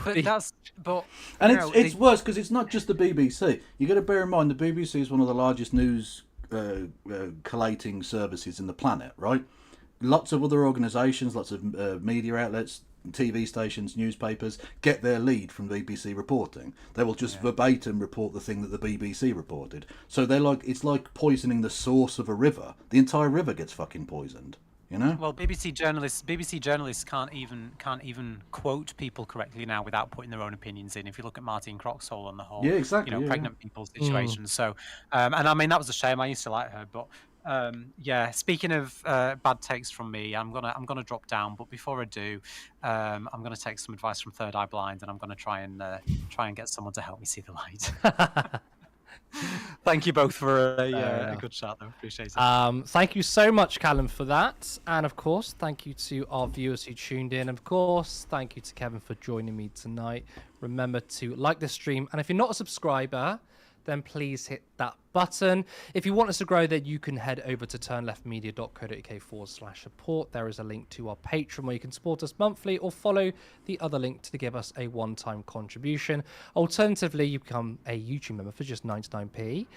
This Friday, we are hosting a special panel show, and it's going to be the first time ever where all 5 Turn Left contributors will be on the same show. Of course, it's Friday the 4th of July, which means 1 year into this Labour government. So that is going to be 5 of us reviewing the year for a Normal Ireland Live special. So thank you so much for tuning in, and we will see you on Friday.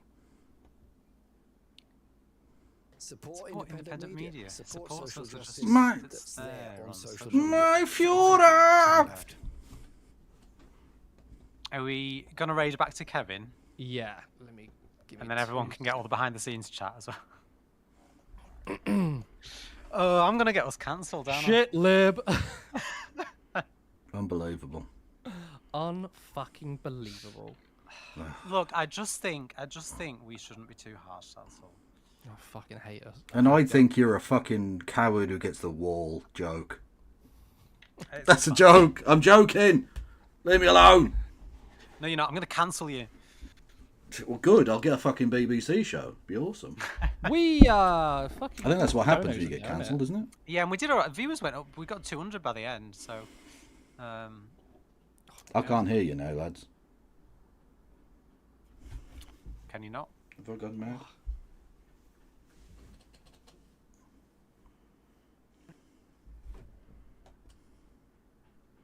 Okay, coolio. Oh, can I hear That's you now? me. It was. Ugh. I love popping over to Kev's stream to see if they're bitching about us. No, they were, about me. no, they were all right. I mean, people disagreed with you, Callum, but I think they were reasonably nice about it. I expect people to disagree Someone with me. said Callum is becoming the Michael Walker of Turn Left. Someone actually said that? Oh, Yeah. no. That's... Oh, God. Oh. I jokingly said that in the chat, Mm. but I was like, am I the Michael Walker of Turn Left? Oh, no. You have to speak like this. You have to go, I'm Michael Walker. Welcome to Turn Left Live. Listen, Gender I will- activists are evil. Yeah, you I have to say will that. I will take the L quite happily for that take. I still think she's an evil human being, and the measures that she's brought in are responsible not only for people feeling like shit, but literally for people dying. I will stand by that. But I just think that until we know more as to what's going on, I think You are now on screen, by the way, so you can't have your cock out. I know I'm on screen. I put myself there. Just saying. Look, I'm just that's for it then, clarity's sake. coming off. Just in case. Yeah. Yeah. I'm really trying to turn people off us tonight, aren't I? No, you're not. It's fine. No, it's fine. Look, I'm sure there are. I've certainly seen people be more sympathetic to her, and that's fine. Like, I don't think. Bear in mind, Kevin.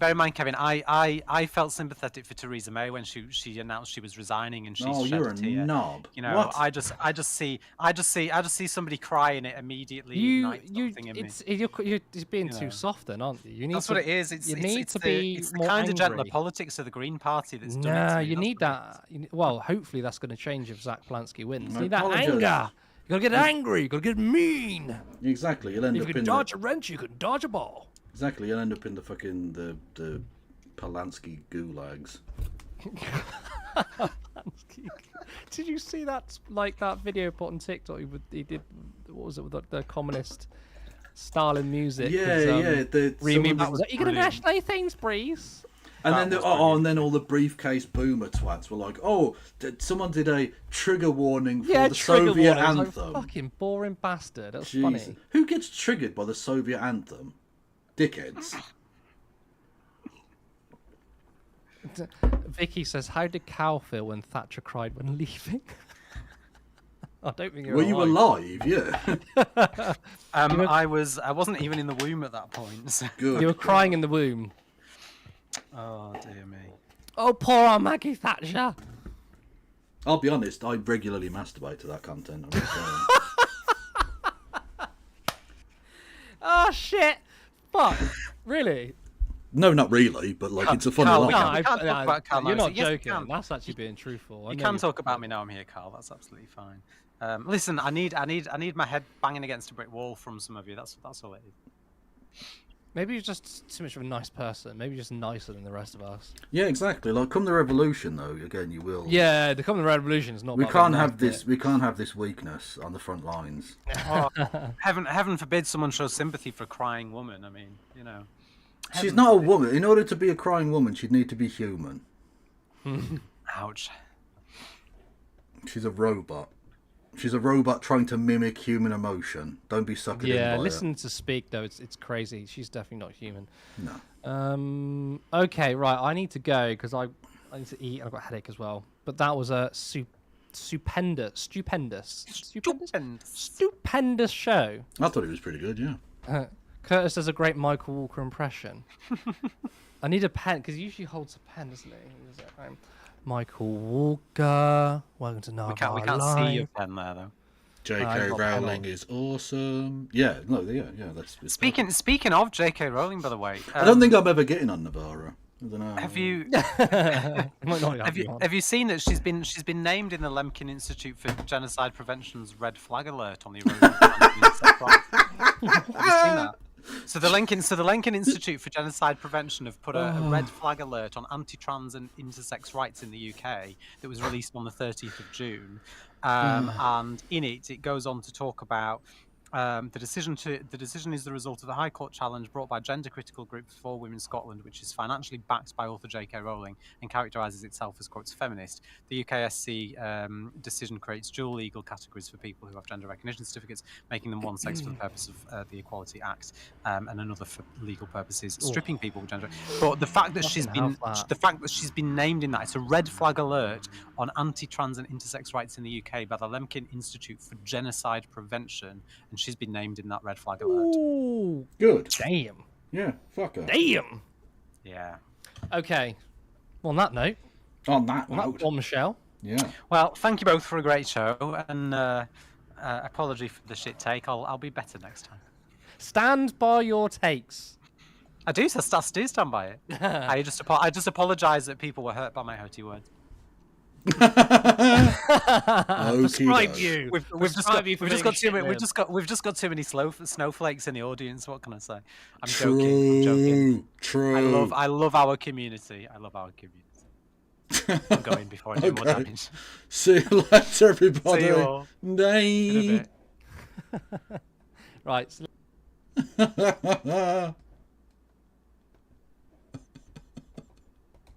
Hello, everybody. How am you? You're right, me loves.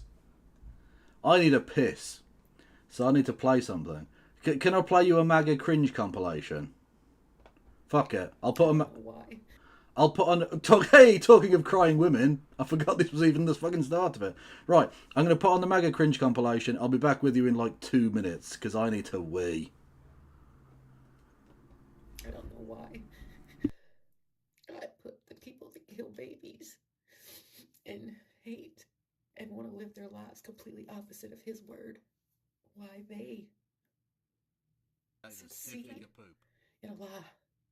And why the people that serve him and live their life as best as they can by his law continue to suffer.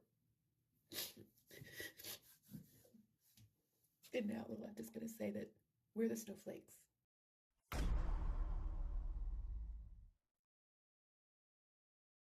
I got full-grown pastors, okay? Full-grown adult men sending me text messages, sending me inbox messages, asking me when I'm going to repent and resign my church because I said Trump was going to win the election and Trump didn't win. Let me tell you something. Trump won by landslide, ladies and gentlemen. Listen, I'm almost ashamed of these pastors and preachers and prophets that say, well, I'm going to have to apologize. No, you ain't got to apologize for nothing. He won single-handedly, hands down, biggest historical landslide. That's a factual deal, ladies and gentlemen. The man won. I ain't apologizing to nobody for what I know in my spirit to be true. They're tagging me in videos and sending them all around TikTok and talking shit about me, about Trump, about all of us. Is there a way on here? Does anybody know where I can stop them tagging me? If somebody knows, please inbox me. And if anybody else is having this problem, follow me and like. Hey, this message is to President Trump.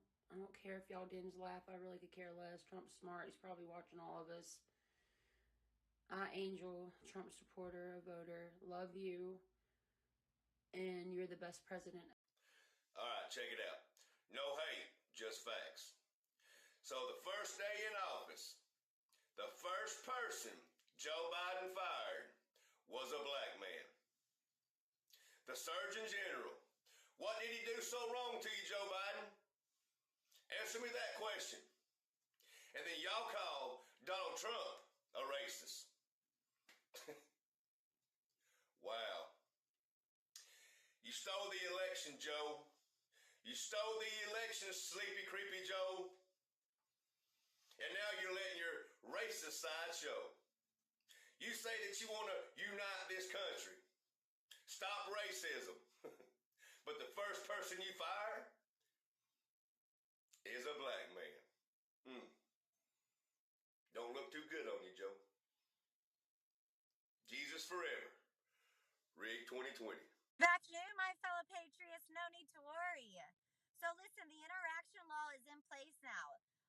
What Trump wrote back in 2018 is now in place, which stated anybody who commits treason on our country will be arrested and military will take place.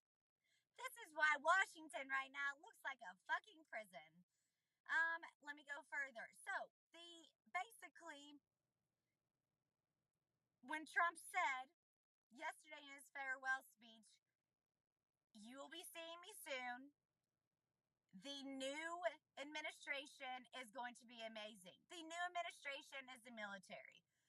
So, Biden had to commit treason on American soil in order for the interaction law to be pursued. Now it can be. Are you following me, fellow patriots? I know you libtards aren't. But anyways, so over these next several days, you're going to see several thousand troops go home. But shut up! Oi, oi. Oh, pardon me. Okay, let's get ourselves back on the screen, shall we? Oh!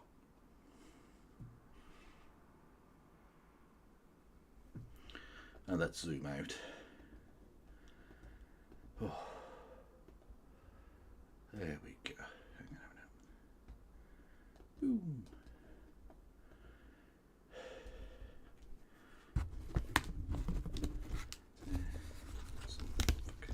There we go.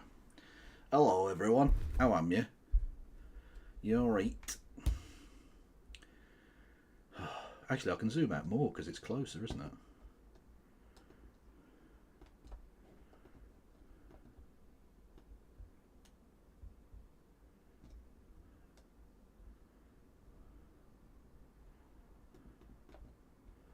There you go. Hello, how am you? Hang on a minute. No, that's too short now, isn't it? There we go. Okay. There is bisexual lighting, yes. And I've even got a stand for it now, so it shouldn't fall over. Okay, if your hair is too tiddy, it looks weird. I think you mean tidy, but yes. Did you know treason is now illegal, Kev? Well, you know it's illegal to say you're English these days. They lock you up and everything. Fact. It's not a fact. Thank you, Seamstress Dragon, with 15 months. Much love to you. Thank you, Eric the Red. Give as much money as you can to Palestine Action before the ban kicks in. Well, you're saying that, not me. But also, yes. And thank you, Niles1797, with 5 gifted community subs. Much fucking love to you, friend. I have now turned the noise thing back on, so it should work, but who fucking knows? Yes, if you wanted to, you can help me out financially in the form of bits and subs and memberships and super chats and all of that good stuff on the various platforms. What is this? Oh no. Oh no.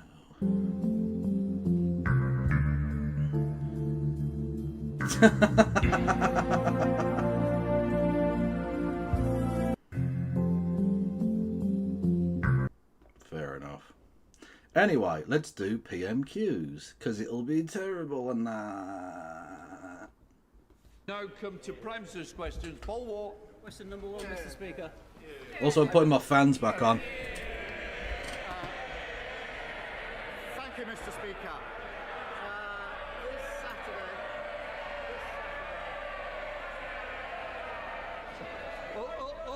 We are a sensible we're a sensible country, okay? We're a sensible country where we don't have a parliament big enough for all of our people to fucking sit down. There's literally cunts sat on the stairs or just stood up. These aren't like tellers or anything. These are all members of parliament. Our parliament is shit. And they just go as a form of support. Very serious. Much democracy. Okay, there seems to be a bit of a challenge on who can cheer the most. I've never known one Prime Minister get as much cheering. Come on, Prime Minister. I think they were cheering more, Mr. Speaker. Quite right, too. This Saturday marks the 77th birthday of our National Health Service. And I want to begin by thanking... And Wes Streeting will have privatised and killed it by the time he gets to 80. Yay. By the way, I am so old. Don't mind me. I am just giving a test of the noise alerts. That and the kitty bonk. Naturally. I am so old that during my university days I had a NHS proud at 60 pin on my lapel to show how righteous I was, of course. And it was literally the 60th anniversary.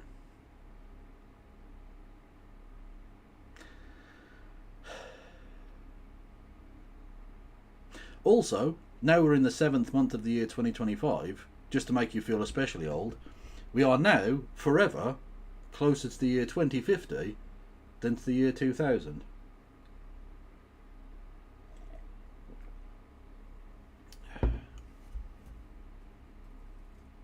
All around me are familiar faces.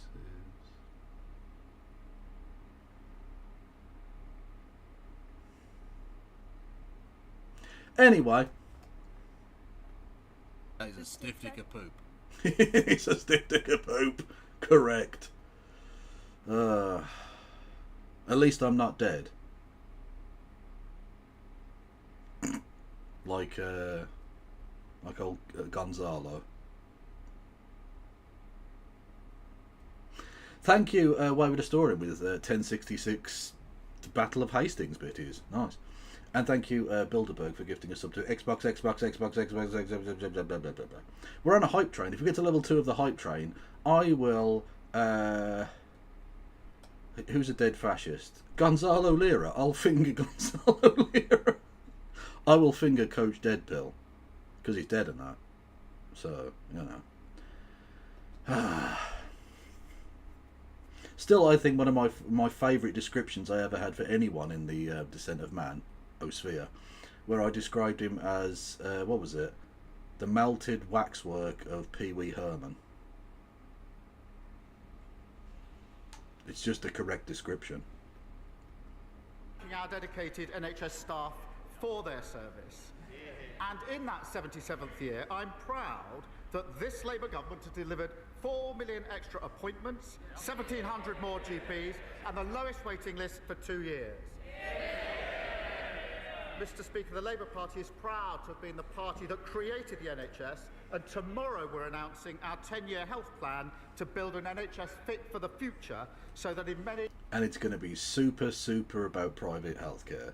Wes Streeting, you little cunt. 500 fucking votes. Years and decades to come, we can still proudly celebrate the anniversary of the NHS. Mr. Speaker, may I also wish England and Wales the best of luck in the Women's Euros.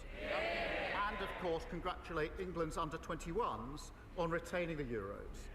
Fuck yes, Jay Stansfield, starting up front. The return of the sausages. Across the street from an undisclosed location. Oh, from the devil. Sorry, I thought that was like that you were saying you were across the street from me.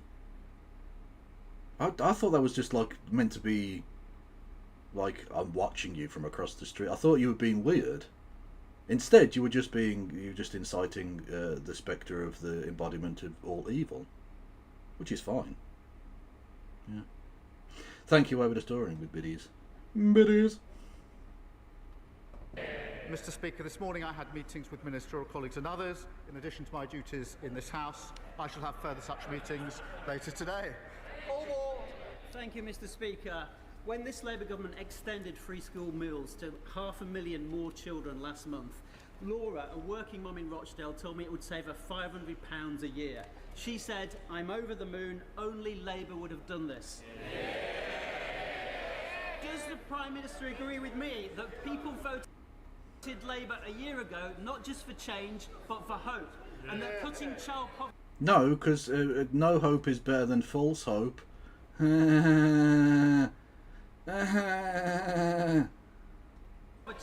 is the moral mission of this government to help every child in this country. Mr. Speaker, I'm really proud that we extended free school meals for another 500,000 children, including Laura's. And it's people like Laura that we have in our mind's eye and giving children the best start in life. And I think the Child Poverty Task Force visited Rochdale recently and will continue to back parents like Laura. But, Mr. Speaker, we've already started not just free school meals being rolled out, free breakfast clubs, extending childcare. That's real change under this Labour government. Leader of the Opposition, Kemi Badenoch. I was trying to think, has there ever been a Leader of the Opposition less meaningful? Less like, and I don't mean like interim leaders, like a permanent actual... Can we have a bit more volume? Sorry, is it a bit low? Apologies, I'll turn that up. Yeah, has there ever been... Oh, sorry, I turned it down because the volume's on the... with Curtis. Anyway, has there ever been a Leader of the Opposition that was less, like, bother? Less interesting, less of consequence? Less actually the leader of any opposition? Not really. I can't think of one. Miliband wasn't great. No, but you did feel that he was the actual, like... he was the actual threat to the Tory party, right? That coming into the next election, it was going to be either Cameron or Miliband as the next leader of the country, right? You don't think for a second she is going to be. Ever. Haig, IDS, yeah, I guess they were pretty shit too. But that's mainly because Blair was unstoppable. And look, again, Tony Blair is an evil ghoul who should be at the Hague and should be in prison for the rest of his fucking natural life. And then, of course, imprisoned in hell for the rest of his unnatural life. For his war crimes. But he was a very, very popular Prime Minister. In the opening 4 or 5 years of that Prime Ministership, he could do no wrong. He was a very, very popular man in the country. And then he went and did some cheeky war crimes, and people were like, "Not so sure about this lad. Seems like a bit of a wrong 'un." And then he still managed to get a 60-seat majority. Mad. He was good. The bants. He was excellent with the bants. You have to say, parliamentary bants-wise, there have been very few better. Mr. Speaker, can I first of all take this opportunity to congratulate the member for Rochdale for being the toady of the week, helping.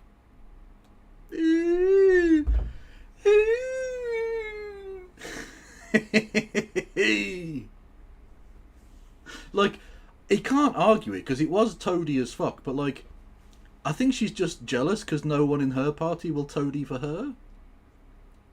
Yeah, toady. Oh, toady's like a lackey, a supine individual who will be at your behest. Your footman, your bitch, your little Joey. That sort of thing. Which, look, he is. Like, that question was fucking embarrassing. But they all do it, you know. The Prime Minister, we all know it's...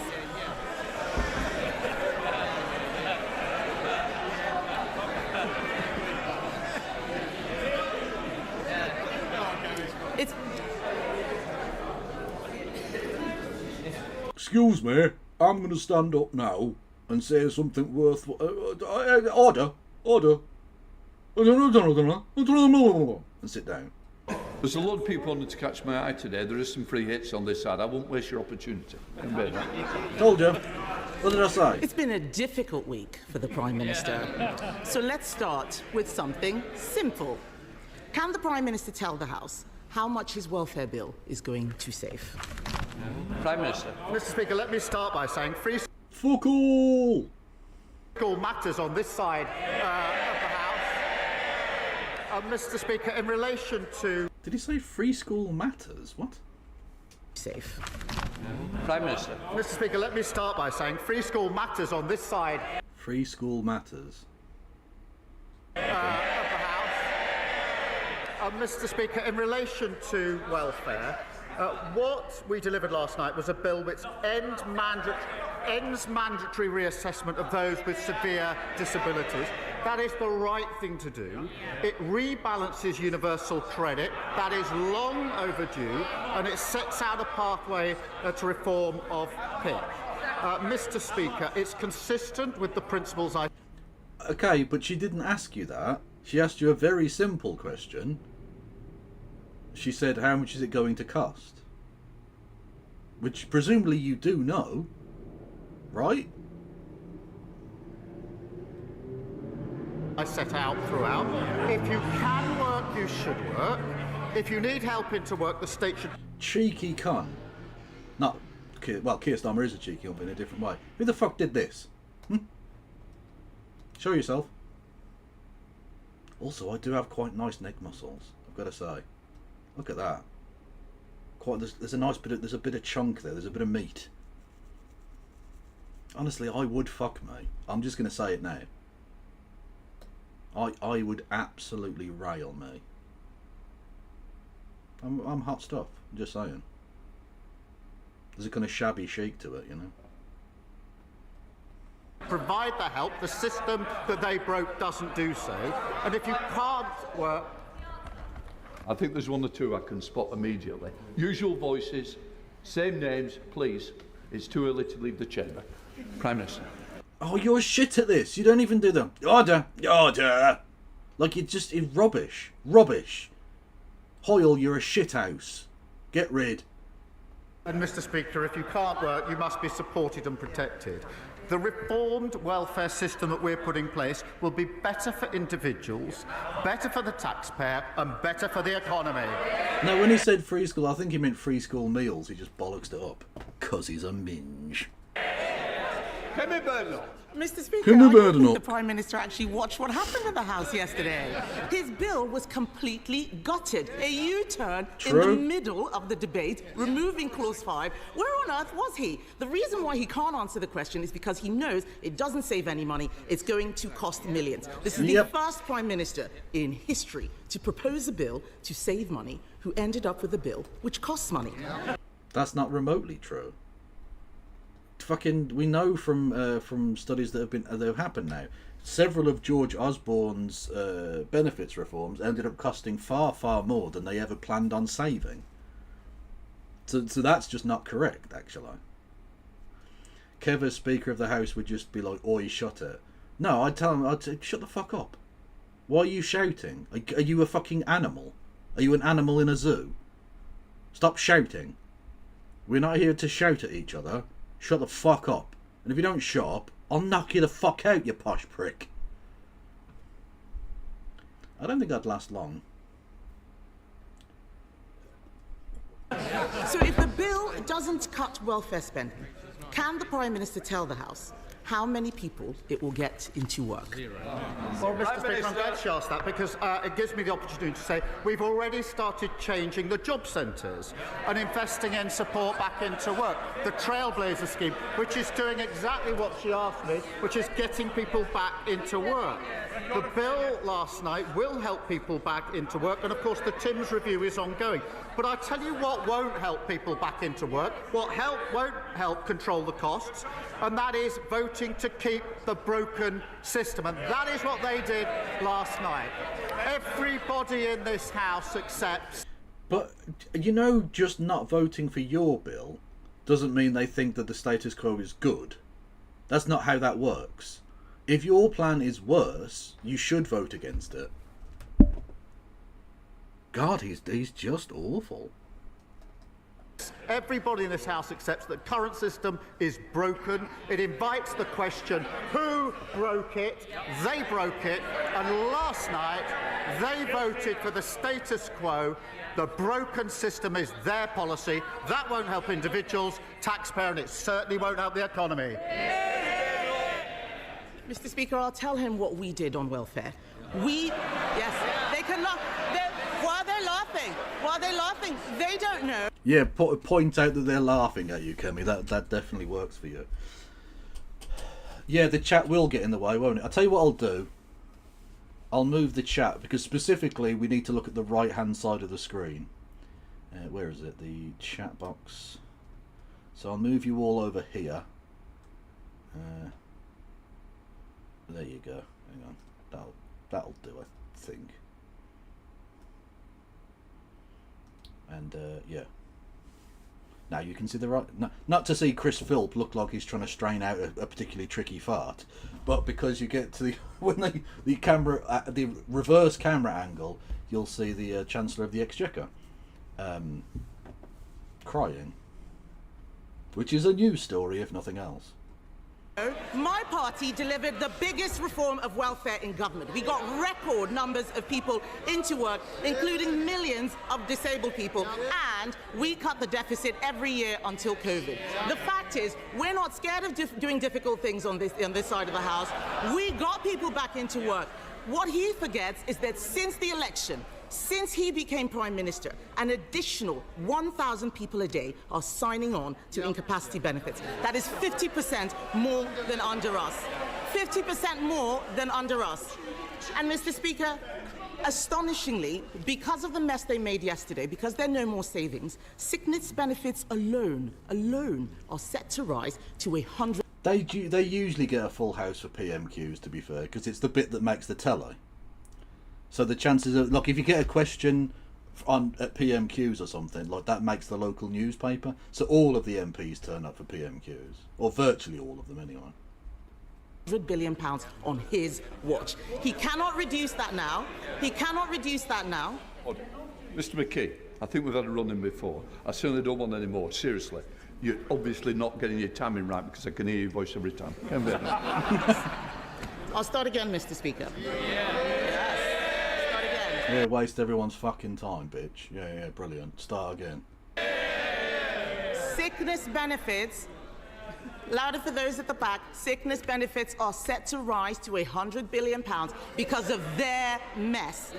They cannot now reduce it. They can't reduce it because after last night's humiliating U-turn, we know he cannot control his MPs. They're cheering now, but you signed the amendment. You signed the amendment. Over 100 people signed that reasoned amendment until the bill was completely gutted. He said that he would take the difficult decisions, but isn't the reality that he is too weak to get anything done?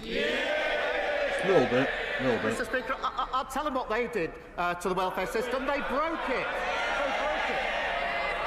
And it's the same as the NHS. What did they do? I hadn't noticed as well. Tiny bit of cleavage.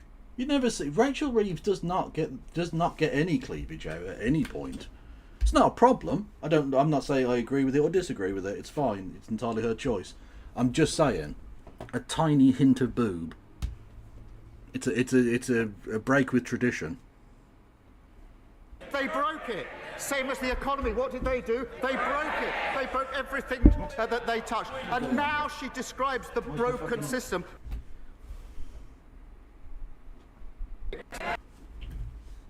I've lost my audio, which is very, very frustrating, I have to say. Oh, where the fuck is it? Come on now. Come on, you little prick. Get. Hopefully this works. What did she do? She voted. Very strange. Against fixing the system that they broke. And I'll tell you, Mr. Speaker, in 1 million young people of their system. People out of work on ill health, and they voted for that system. We're fixing it. We're clearing up the mess that they left, just like we're clearing up the NHS and the economy. He's got some brass neck. Has he read the papers this morning? Has he read the papers this morning?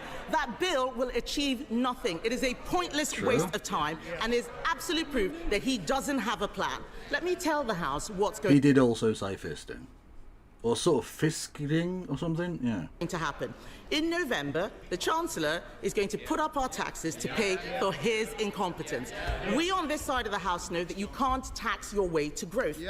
But people out there are frightened. People out there... Yes.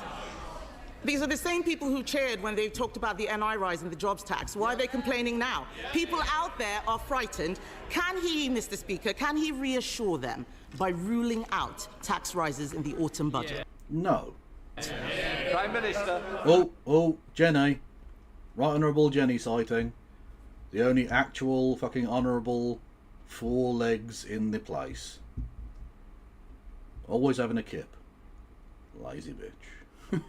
Mr. Speaker, she knows that no Prime Minister or Chancellor ever stands at the dispatch box and writes budgets in the future. That isn't what they did, it isn't what we did, and she knows it. But she talks about growth. For 14 years, we had stagnation, and that is what caused the problem. You can see her starting to lose it a little bit.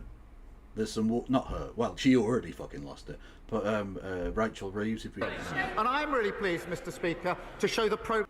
There's a little bit of, there's a sort of wateriness behind the eyes that's just... You know. That we're making. I can update the House. Last week, Amazon put in £40 billion of investment into this country, one of the biggest investments of its time. That brought the inward investment to £120 billion in the first year of this Labour government. Mr. Speaker, I can also tell the House that business confidence is the highest for 9 years. That's longer than the whole time that the leading opposition's been in Parliament. And the figures this week demonstrated and showed we had the fastest growth in the G7 in the first quarter of this year. What a difference to the mess they left. That's the difference a Labour government made. Mr. Speaker, he talks about jobs. Unemployment has risen every month since Labour took office. Has he spoken to Nissan, by the way, and looked at what's happening there? This man has forgotten that his welfare bill was there to plug a black hole created by the Chancellor. Instead, they're creating new ones. They're creating new ones. She looks... Mr. Speaker, she's pointing at me. She looks absolutely miserable. Labour MPs, yeah, she looks absolutely miserable. Labour MPs, they can point as much as they like. The fact is, Labour MPs are going on the record saying that the Chancellor is toast, and the reality is that she is a human shield for his incompetence. In January, Kemi doesn't come out of this looking good. Making someone cry is not ideal, is it, really? The normies won't like it. He said that she would be in post till the next election. Will she really? Prime Minister! She certainly won't. Mr. Speaker, I have to say I'm always cheered up when she asks me questions or responds to a statement, because she always makes a complete mess of it and shows just how unserious and irrelevant they are. But she talks about the black hole. They left a £22 billion black hole in our economy, and we're clearing it up. And I'm really proud, Mr. Speaker, that in the first year of a Labour government we got free school meals, breakfast clubs, childcare. got £15 billion Oh, invested Tia. in We have Tia on the cheek. transport in the north and the Midlands.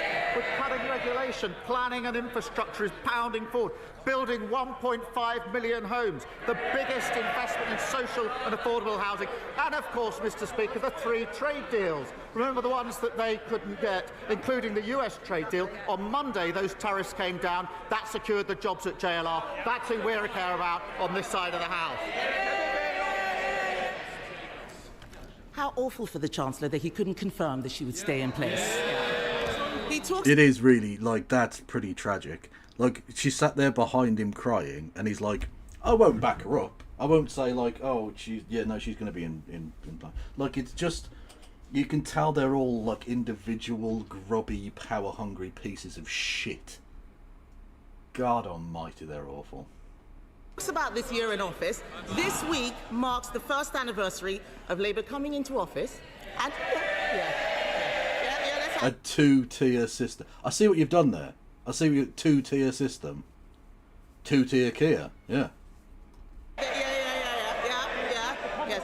The whips can't get them in the lobbies, but they can get them to cheer at the right time. Yeah. Hey. The fact is, his own MPs are saying this government is, and I quote, incoherent and shambolic. That's Liverpool Wavertree that said that. I could go on and on. But the fact is, it's been mistake after mistake after mistake. There is no plan to get people into... Did her husband leave her? I didn't see this. Is that what's... Is that the speculation? Is there any confirmation on that? Because, like, yeah, that could be an issue. That's something that people get sad about. Fucking breeder scum. Work. There is no plan to cut the welfare budget. There is no strategy. There is just a series of humiliating U-turns like winter fuel, like grooming gangs. Mr. Speaker, what's really shocking is that every other party in this House voted for even more welfare spending yesterday. Yes, those MPs behind him and the Lib Dems and Reform, the Conservative Party believes that this country needs to live within its means.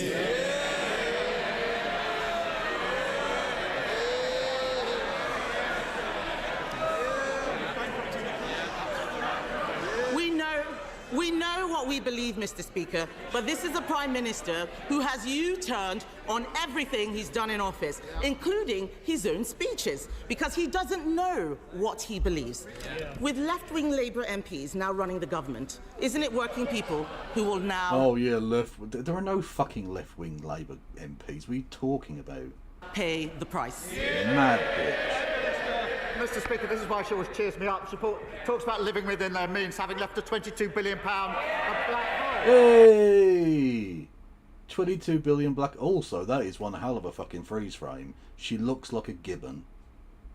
That is very unfortunate. Presumably, she's like just, you know, you clean the inside of your metal up. Like that. She actually looks like a fucking baboon.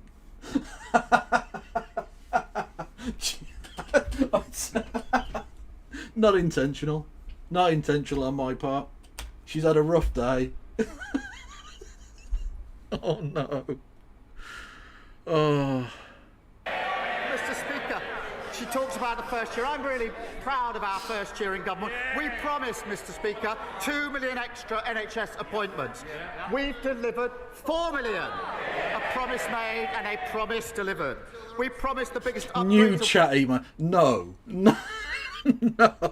I'm not doing Rachel Reeves Gibbon. At KF Logan, Rachel Reeves Gibbon is not becoming a fucking chatty mo. Especially because she isn't going to be Chancellor much longer. What's the point? No one's going to remember her. Workers' rights in a generation within the first 100 days. Oh. Promise made, promise delivered. Exactly, we've already got the tiny little monkey, it's fine. We promised free breakfast clubs. That's a promise made and a promise delivered. Banning bonuses for water bosses who pollute our rivers. That's the mess they left. A promise made and a promise delivered. Creating GB Energy. A promise made and a promise delivered. The largest increase in defence spending since the last Labour government. A promise made. Hang on, what the fuck? You didn't promise 80 billion extra and new nuclear arms, you fucking minge. What are you talking about? And a promise delivered. I'm putting more money... Unless he means I promised not George Bush, Donald Trump. Sorry, a different warmonger, my bad. Yeah, unless you mean you promised fucking Donald Trump that you were going to do it. In which case, yeah, you did keep your promise to him. How very shameful. Pockets of working people, particularly the 3 million who are the lowest paid through the national minimum wage. A promise made and a promise delivered. We're only getting started, and the Chancellor's led on all these issues, and we're grateful to her for it. Natasha Iron. Thank you, Mr. Speaker. Mr. Speaker, unlike the members opposite, this government has not dragged its feet in banning zombie knives, ninja-style swords, and its effort to tackle knife crime. And in Croydon, where youth violence has cast a devastating shadow across our communities, our local police is running a surrender scheme this month to get these dangerous weapons off our streets. So will the Prime Minister join me in commending the tireless work of Croydon's police officers? And will he outline what... When you say Reeves was escorted into the chamber by her sister Ellie, I don't know if escorted, were they just two sisters walking into work? Because she's also an MP, Ellie Reeves. So, like, were they just walked into work together? Which, like, you know, that doesn't seem that out of the ordinary. I don't know if her husband has left her, but I don't know, whatever. His government is doing to ensure the Met Police has the resources it needs both to protect neighbourhood policing and to face the unique challenges that they face. Prime Minister. Well, she's right to raise the importance of banning these despicable weapons, and I know how much she cares about this issue. The ban on zombie knives and machetes came into effect last year, and the ban on ninja swords will come into effect this August. The crime and policing bill will increase penalties. If he has, I'm sure it was a difficult decision. Look, we've all got tough choices to make, okay? But for the good of the country, I made the difficult decision to leave you and start fucking a 25-year-old model, okay? And I'm not afraid to stand by my principles in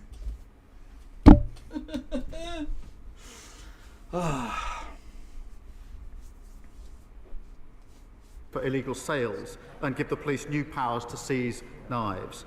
Mr. Speaker, I have to say this. What did the party opposite do when we put that bill before the House to take these measures?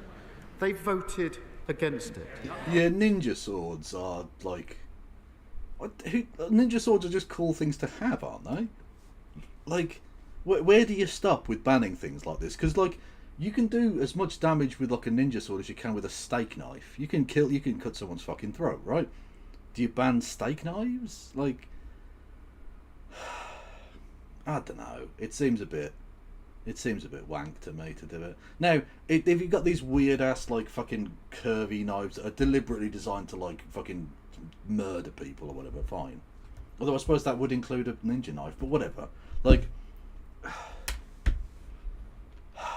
I don't know. I feel like I don't want to be like, oh, it's the nanny state or whatever, because I think that a lot of that talk is overblown rubbish by right-wing twats with vested interests. But with these zombie knives and stuff, like, yeah, okay, I don't mind them. It's probably best for safety that you try and remove those things. Okay, cool. There's no doubt that it's like, you know, they are an issue in various parts of. Certainly the cities. I don't know if they're much of a problem in the country, to be honest. A knife crime went up, soared on their watch, and they've clearly learned absolutely nothing. Nothing. Sir Ed David, leader of the Liberal Democrats. Who? Who? Okay, I think I can put my thing back now. Hang on. Oop. I don't think she cries again, so like it's... Oh, yeah, I could just put you back there. Yeah. There we go. Just have a little swizz there. Yep. Hang on a second. Hang on a fucking minute. Oh, no, that's not the right button. Apologies, everyone, having leftist tech issues. Thank you, Mr. Speaker. Yesterday, the government was asking this House to vote for a law that would mean someone with a condition like Parkinson's or multiple sclerosis would qualify for a personal independence payment today, but someone diagnosed with the same condition, with the very same symptoms, in a few months' time would not. We all know that the cost of welfare needs to come down, but that was not a fair way. Why does it? Why does it have to come down? Why is that a thing that it's like a cast iron thing that you all agree on that it has to come down? No, it's been much higher in the past. The Tories fucking gutted it. So why does it have to come down? And why does it have to come down for people of working age? Why is the triple lock, which, by the way, pensions are by far the largest proportion of public spending on benefits. No, by the way, I'm not arguing that we should go after pensioners either. That's not the point I'm making. It's why is it always people of working age that get fucked? Oh yeah, because you chase the votes of pensioners. Pricks. To do it.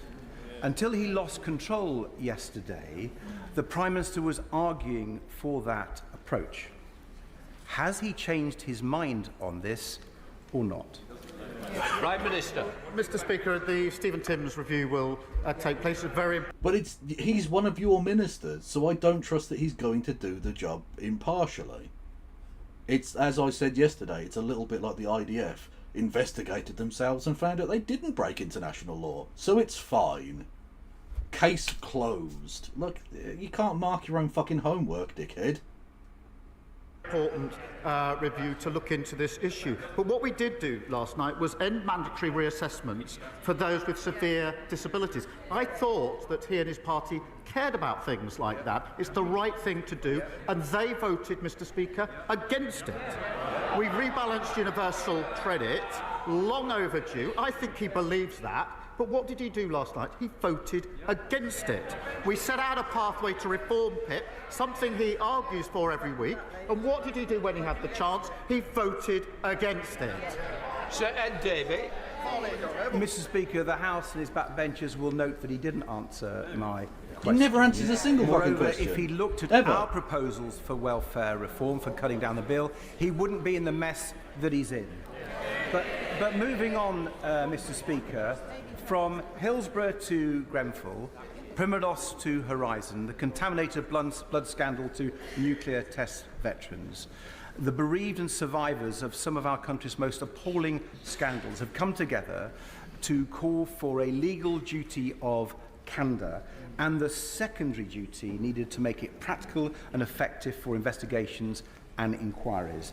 Now they're frightened that the government is watering down these proposals to such an extent that they would be toothless. So after... Yeah, because they've been told to do that by the police. Because the police don't want to have to tell the truth about anything. The months of delay, can the Prime Minister reassure campaigners that his Hillsborough law will include a real legal duty of candour as he promised? Yeah. Prime Minister. Yes, it will. And as he may know, I've known some of the families from Hillsborough for many years now. I met them over a decade ago and know exactly what they have been through and the various other groups that have suffered.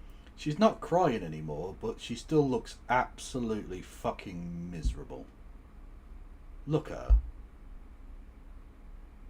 Oh my God. Oof. I mean, look, I'm not going to go full shit-lib on it, but, like, she's a human being. Ugh. Or is she? PC thought she would die. Sword attack trial hears. Oh, yeah, that case was fucking grim. Yeah. Yeah, fucking Nazi pricks. I noticed the defenders of children weren't out in force for that one, were they? They didn't care that little black kid got murdered. That was fine. Not a problem. Did you see also... by the way, thank you everyone for the hype train that happened a while back, that finished. You know Southport, the town where that fucking nutjob killed 3 kids and it sparked off all those race riots last year? Well, that exact same town had another incident. Here we go. Callum Crofts, 22, of King Street, Southport, has been jailed for 15 years and must sign the Sex Offenders Register for life after raping a child and committed a series of sex offences against 4 other children. Interestingly, the defenders of children and girls and women and all this, they weren't out in force to protect the children of Southport against this chap. I wonder if there was any reason, any difference between the attacker that they did get offended by and this guy, and whether that tells us anything about the way in which they view these things. Maybe they don't care so much if a white guy's raping babbies. You know. For similar injustices with similar follow-up, which is an additional injustice on top of the original injustice. And that's why we will bring forward a Hillsborough law. It's a commitment I've made. I have been talking to the families in recent weeks, personally myself, to make sure that we get this right, and it is important that we get it right. Is he white? He is white, yes. But it will have a legal duty of candour. Kim Johnson.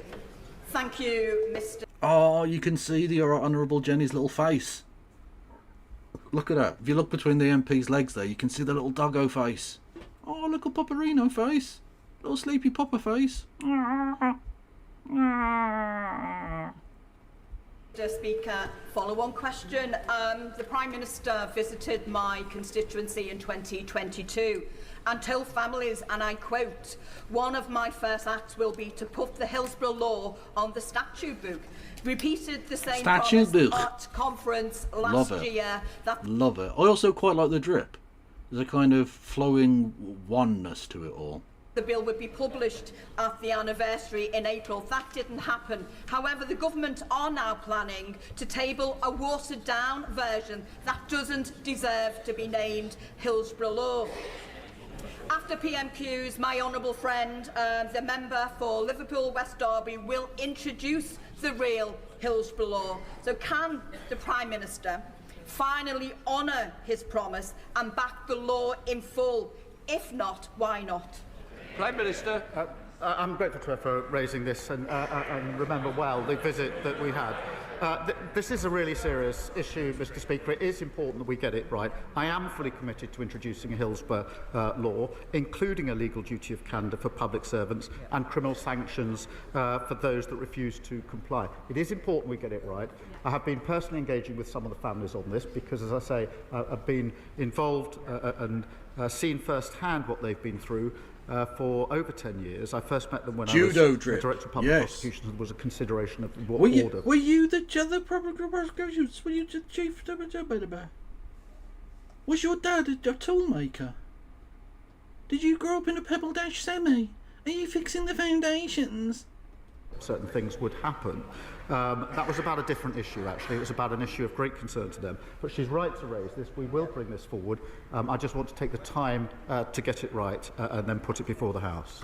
Stephen Flynn. Thank you, Mr. Speaker. In his rolled R's victory speech last year, the Prime Minister promised to end the chaos. Does he think that the public still believe him? Prime Minister. Well, Mr. Speaker, we've delivered more in the first year of a Labour government than they've delivered in 20 years.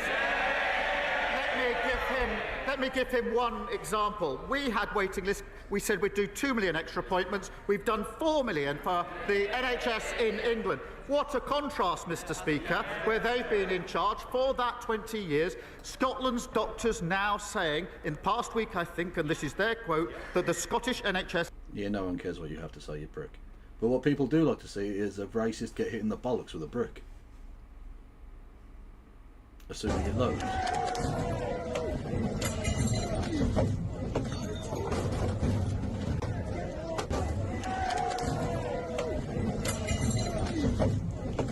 Brick in the head. Hang on, what? Okay.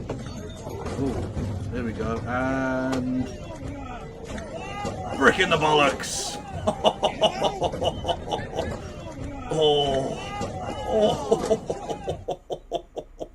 Absolutely delicious activity.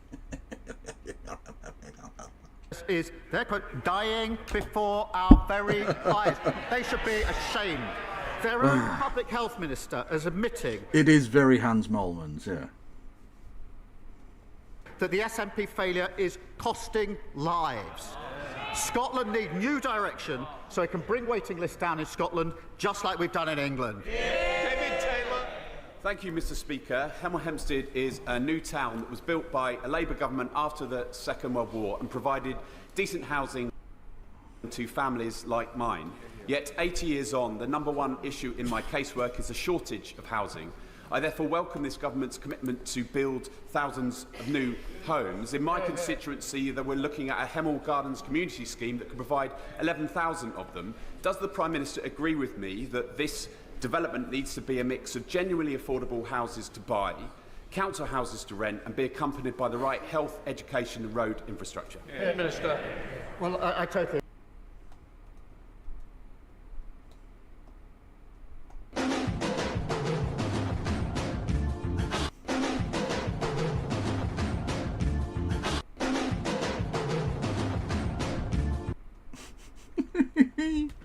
Well done, that gets a fucking retweet. I agree with him, and it's projects like this that are essential to building the 1.5 million homes that we need, whilst at the same time creating vibrant and strong communities. Mr. Speaker, in keeping with the Attlee legacy, we're supporting 47 locally led You garden keep communities. the great Clement out of your fucking mouth, okay? You're not fit to speak his name, you little cunt. To deliver tens of thousands more homes, and of course delivering the biggest boost to social and affordable houses in a generation. Mr. McCleary. Thank you, Mr. Speaker.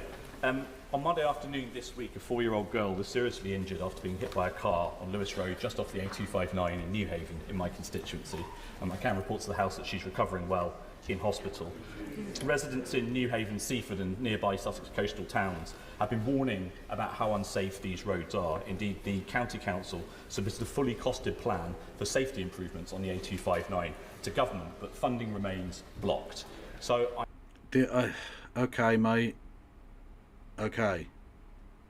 Ask him for money for your fucking road, you prick. I'm asking, or appealing to the Prime Minister directly, will he personally intervene to unblock the funding needed to make the A259 and surrounding roads safer to ensure there is never a repeat of an incident like this? Prime Minister. Well, I'm very sorry to hear of the incident that he quotes, and my sympathies with the family, and I think I would send the best wishes of the whole House to the family and to the little girl. He speaks about this A259. I do hear a lot about this road because it runs through the constituency of my honourable friend for Brighton, Kemp Down and Peacehaven. And I know it needs addressing, and I know how strongly they've both been raising this and campaigning on it. A decision is going to be set out shortly. I think he has met the Roads Minister, but I'll make sure that he's kept fully updated of developments. Olivia Bailey. Thank you, Mr. Speaker. I am proud to represent thousands of people working in the defence sector. Ordinary people doing extraordinary jobs to keep our country safe. And mostly arm Israel, let's be honest. And I was delighted that the Defence Secretary recently joined me in my constituency to mark this government's £15 billion investment in the atomic weapons establishment. Yeah. Does the Prime Minister agree? Yeah, definitely keeping everyone safe. With me that our commitment to defence sector investment is vital not just for our national security, but for jobs, opportunity and growth in constituencies like Reading West and Mid-Berkshire. Prime Minister. Well, I pay tribute to her, and she's a fantastic advocate for her constituents. No, I don't think it's a roads minister as in Cecil Rhodes. We gave up having an official empire minister a while back. I mean, we still essentially have an empire, just not much of its land anymore. But if you want to give me money to build an empire, mainly in the civilization games, but you know, I'll still do it. You can do so in the form of bits and subs and subscriptions and memberships and super chats and the thing and the bits messages and the that went off the rails. She's right to highlight the important work by the defence sector in her constituency and, of course, right across the United Kingdom. Yeah, exactly, yeah. Or to quote a certain band who are probably going to be prescribed as terrorists soon, get your Brits out, get your Brits out.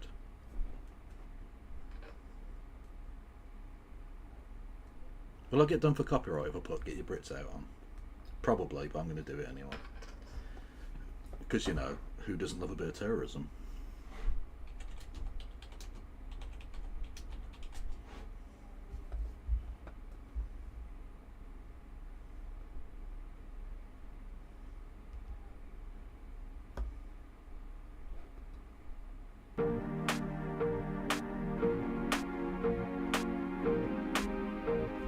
Bit of kneecap, everyone. Come on now.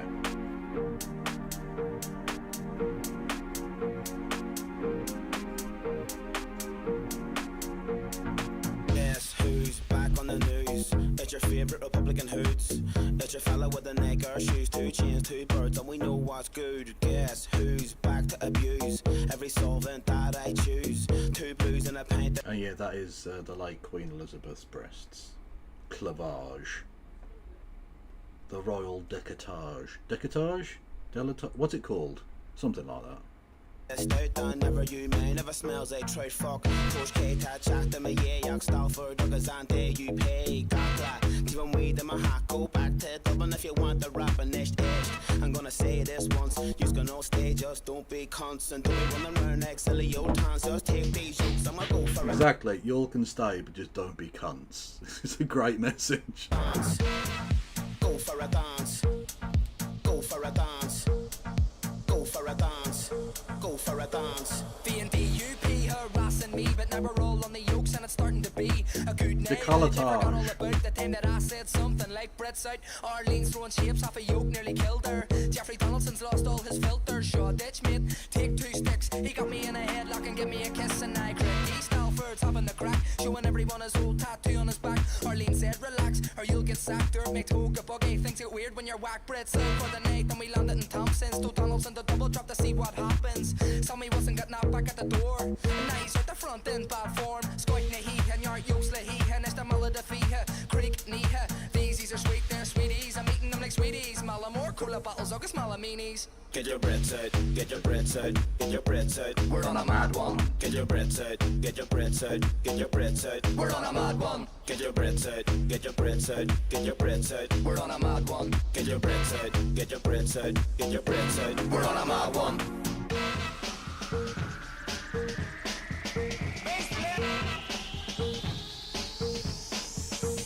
I think I've definitely taken the piss with copyright there, so we'll leave it.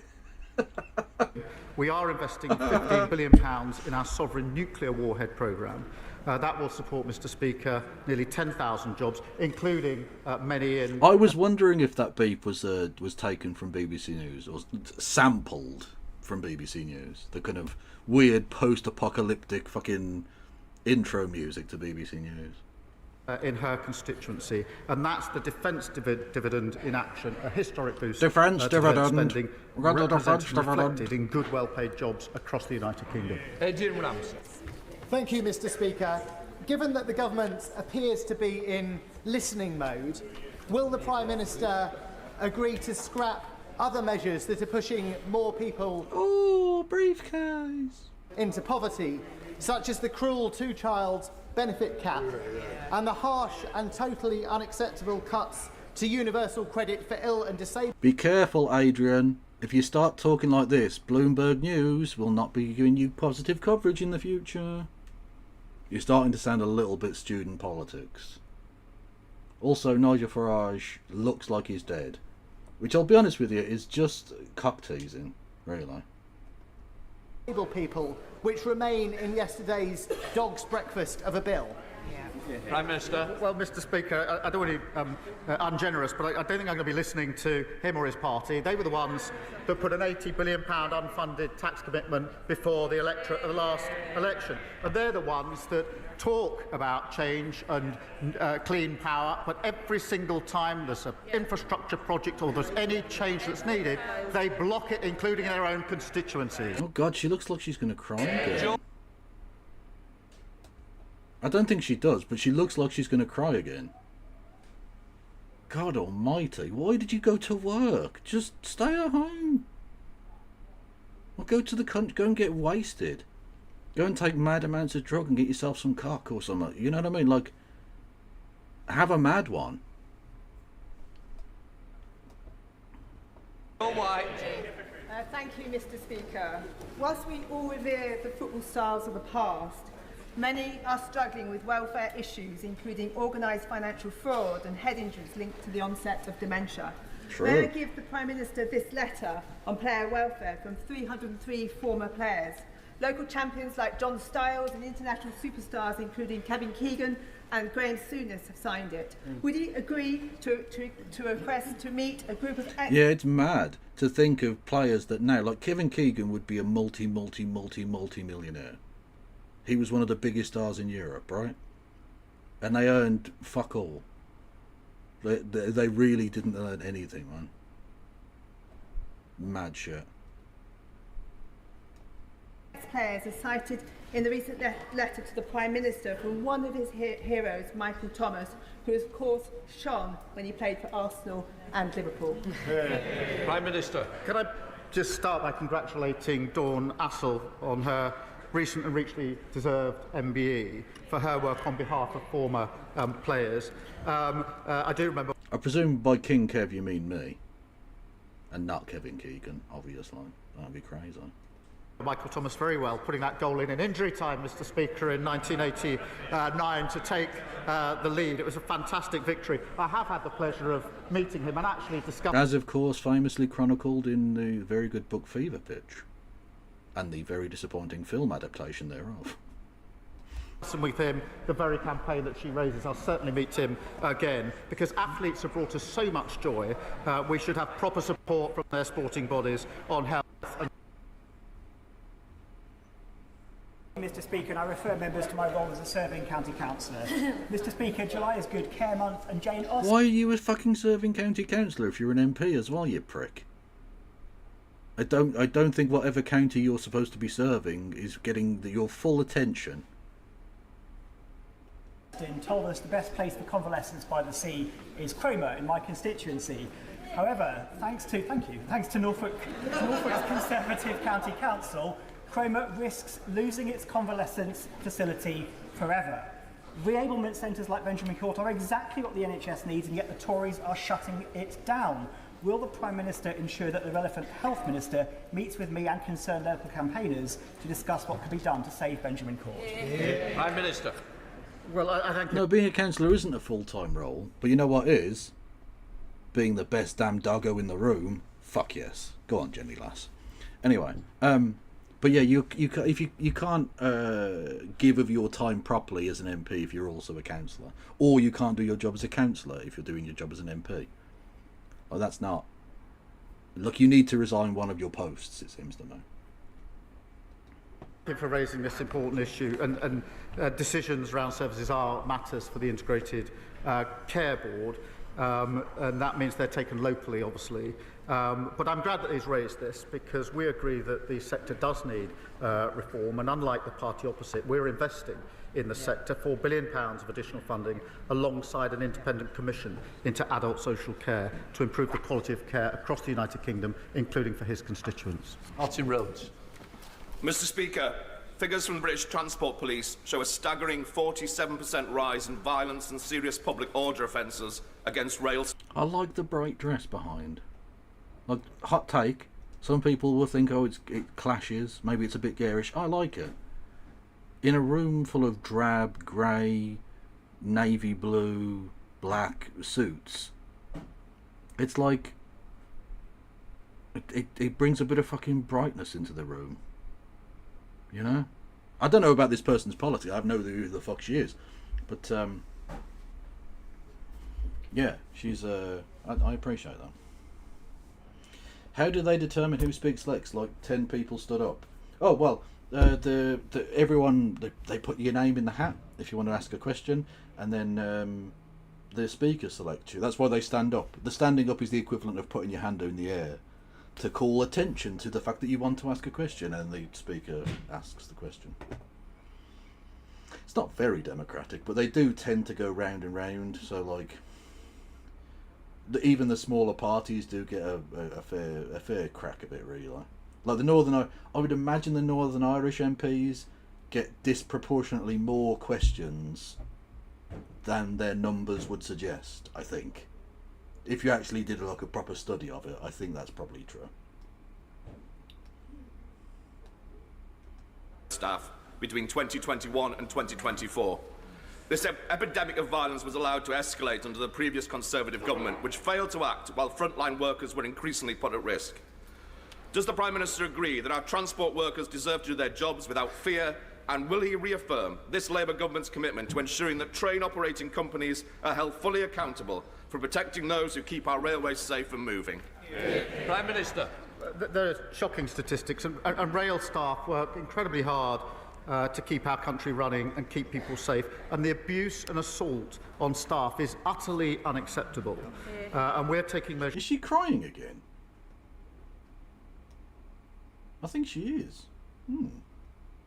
Just to make sure they are safer. We want to encourage, Mr. Speaker, the use of body-worn cameras, which have been proven She's to got reduce literal wobbly violence jaw. against. Oh, no, she's on the other side now. Fuck's sake. She's got literal wobbly chin. Look, when a baby or like a toddler tries to hold back tears, like she's doing one of them. Staff by up to 47%.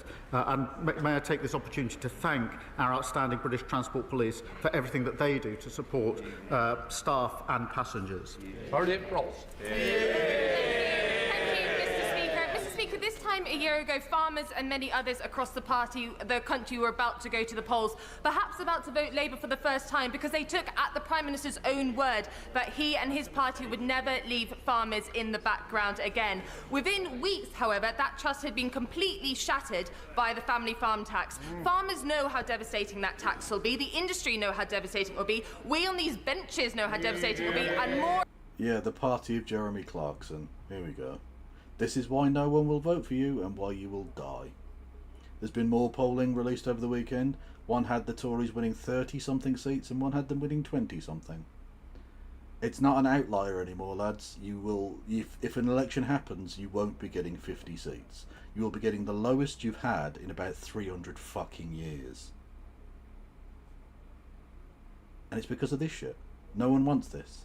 This politics is dead. And that's exactly what you're pushing, is a dead politics that nobody wants.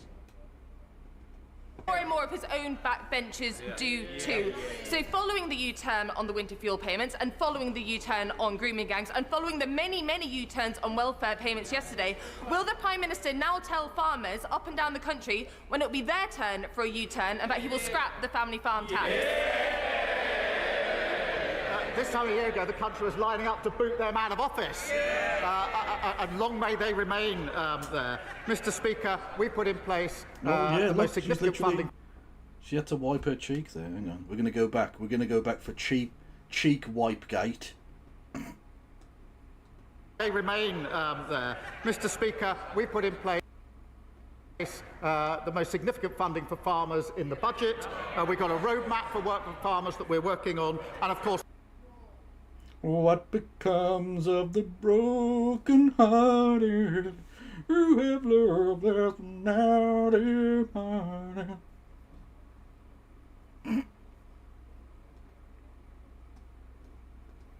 Where they fail to actually spend the money, we're spending it with farmers. Charlotte Littles. Thank you, Mr. Speaker. The nuclear industry provides over 29,000 jobs across the Northwest, including thousands in Birchwood Park in my constituency, which is a globally leading centre of nuclear innovation. I welcome the government's new modern industrial strategy, which will give businesses the confidence to invest after years of economic chaos under the last government. It's possible she is chewing her cheek. It's a thing that some people do. You either bite your lip or you chew the inside of your cheek, and the pain hopefully distracts you from the emotion of the thing. Other people have done. There was a thing where a friend of mine told me a technique of. He used to have his keys. He used to have panic attacks and stuff, and he used to have his keys in his pocket, and he'd literally drive a key into the palm of his hand. So like he'd literally have him in his hand in his pocket and get one of the keys and literally like press down on it so it would drive into. And he literally drew blood several times. And he said the pain of that distracted him from the panic, and then eventually kind of got, you know, it kind of like went away and it was fine. Right, it was a way of him coping.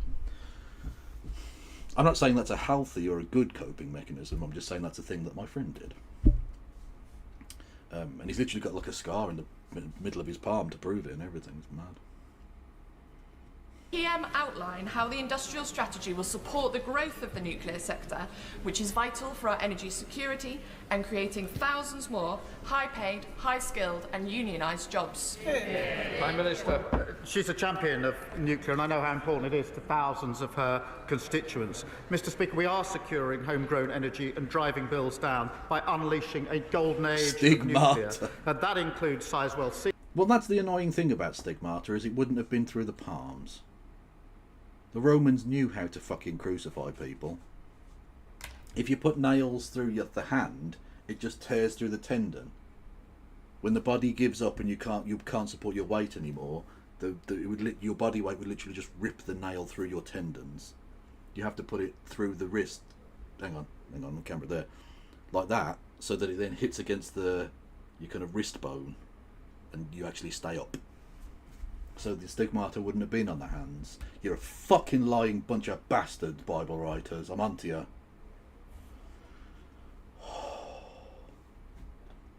Which we announced just 2 or 3 weeks ago, small modular reactors, and that means jobs, investment and opportunities across the country, including in her constituency. Julia Collins. Thank you, Mr. Speaker. The rush changes to the welfare bill not only left Parliament with whiplash, but more importantly, have left many vulnerable people living in limbo, like Chris or Emma in my constituency, who were set to lose PIP that they rely on for work. And Chris has already lost a vital carer through all of this uncertainty. It is not right that in a society, maybe that's how Jesus vulnerable people have to be got worried about what the government will do next. Does the Prime Minister understand that this has eroded trust at a time when we need it most? Prime Minister. Mr. Speaker, I think what would be better for building trust is an accurate description of what we're doing. No, it's not that I know too much about it. It was just explained to me once, and I was like, "Oh, that makes sense." I've never executed anybody. I don't want to. I'm just saying, like, you don't usually have to hand it to the Romans, but they did know how to kill people effectively.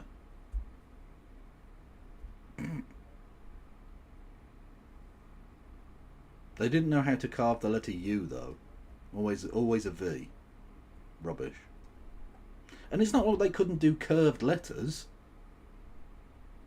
They could do like a C. If you can do a C, you can do a U, and you can do an N and a T. Hey-oh. The Stephen Timms inquiry review is really important to look at this really important issue, but we have to get on and reform. We have a broken system that is not working for those that are using the system. It's not working for the taxpayer. It's not working for the economy. We have to get on and reform it, and we'll do it in the way we set out yesterday. Peter Dowd. Thank you, Mr. Speaker. May I pay tribute to veterans of the Royal Naval Association Crosby branch who are in the gallery today. Mr. Speaker, Gabe Santa, a 15-year-old, fell to his... Again, he's not a normal colour of person. Mr. Akehurst, this is not a normal shade. You can literally see the woman's arm above you. That is a shade of human. What this face is just... It's fucking weird, mate. You look mental. And you can't say, he's been out in the sun, because he's like this in the middle of fucking winter. He's like fucking Rudolph the red-faced reindeer. His death from a multi-storey car park in Liverpool in 2020. He is one of the many dying in such tragic circumstances, including in my constituency. My multi-storey car park safety bill seeks to prevent such deaths. Will the government look carefully at its contents as part of a national suicide prevention strategy? Minister. The answer is yes, we will look at the content of it, and I'm grateful to him for raising it. I think across the House we've all got tragic experience of suicide, and our thoughts are with Gabe's family and with his friends. We will conduct a call for evidence on Part K of the building regulations about minimum guarding heights, so that necessary protections are in place to prevent future tragedies. We will also look at the contents of the bill. Dame Karen Bradley. Thank you very much. Prime Minister, people across the Staffordshire Moorlands are extremely concerned by the number of solar farms and battery storage facilities that are having applications granted. Can you please, Prime Minister, give them some reassurance that you will change the law and that we will see good agricultural land saved for producing food as it rightly should be? Prime Minister. Mr. Speaker, it's right that we do both and do support agriculture, but she says people across the country are concerned about solar. They are also concerned about their bills coming down. They went up under the last government. The only way to get them down is on renewables, and that's what we're doing. Final question. Final question, Jessica Warden. Very much, Mr. Speaker. This morning in Westminster Hall, Centenary Action presented sashes handmade by a team of wonderful women working out of Newport's remake to every one of our 264 women MPs to mark today's 97th anniversary of the Equal Franchise Act. Will the Prime Minister join me in welcoming this initiative, which celebrates the contribution women make in public life? And I just wanted to use this opportunity, because I'm not sure he's going to answer in any kind of fun or interesting way. That equal franchise was achieved, at least in part, because of the action of the likes of the suffragettes.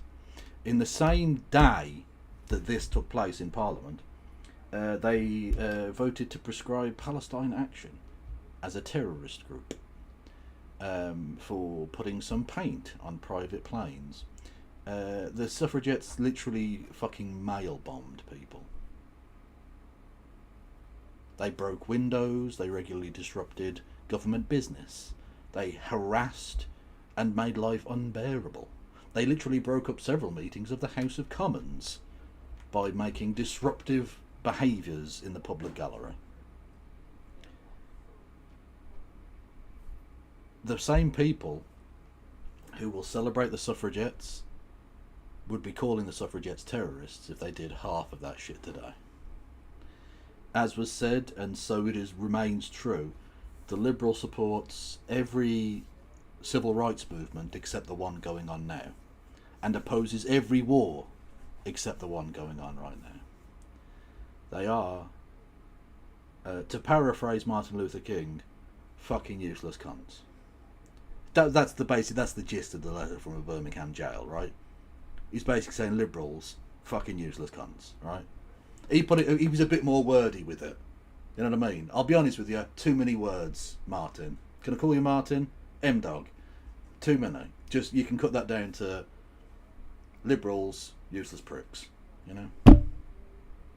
But he wouldn't have had me as his editor, because I wasn't even alive yet. Some people. although we now have a record number of women MPs, does he agree we must ensure we continue to break down barriers for women on our way to achieving the mission of a gender-equal parliament? Can I, through her, thank the women in her constituency for their hard work on this initiative, and having 264 women MPs is a really significant progress in this House. I'm incredibly proud that at the last election we saw 100 new female Labour MPs elected, meaning the number of female MPs in the Labour Party is now at a record high. More female austerity. Yay! Girl boss austerity. Yeah, because the problem with fucking David Cameron was his cock. God almighty. And on the 97th anniversary of the Equal Franchise Act, it should be a source of great pride to the House that we have a record number of female members. That completes Prime Minister's questions. Thank fuck. Jesus Christ, I can go to bed. Keir Starmer's a twat. End of story. I don't feel like I need to go into it any further. Right. Yeah, David Cameron was a cock, to be fair, that is true. Okie doke. Thank you everyone for listening and watching. Let's see who to go over to on the old YouTubes. There's got to be someone on, surely. My left eye's on. Alright, go over there and say hello to my left eye. And please play this. What is this? More women drone pilots. Well, that's basically the joke I just did, but thank you, Journey and Jordan. I appreciate it nonetheless. Is that Crystal Titties? Crystal Tittles? That is not as sexual. Anyway, yes, I'll be back probably tomorrow. There isn't question time. That's taking a hiatus over the summer, so we'll do something. I don't fucking know what. Just something. Yeah. Who's going on Twitch? Fran. Go over and say hello to Fran Frio. Who is good people.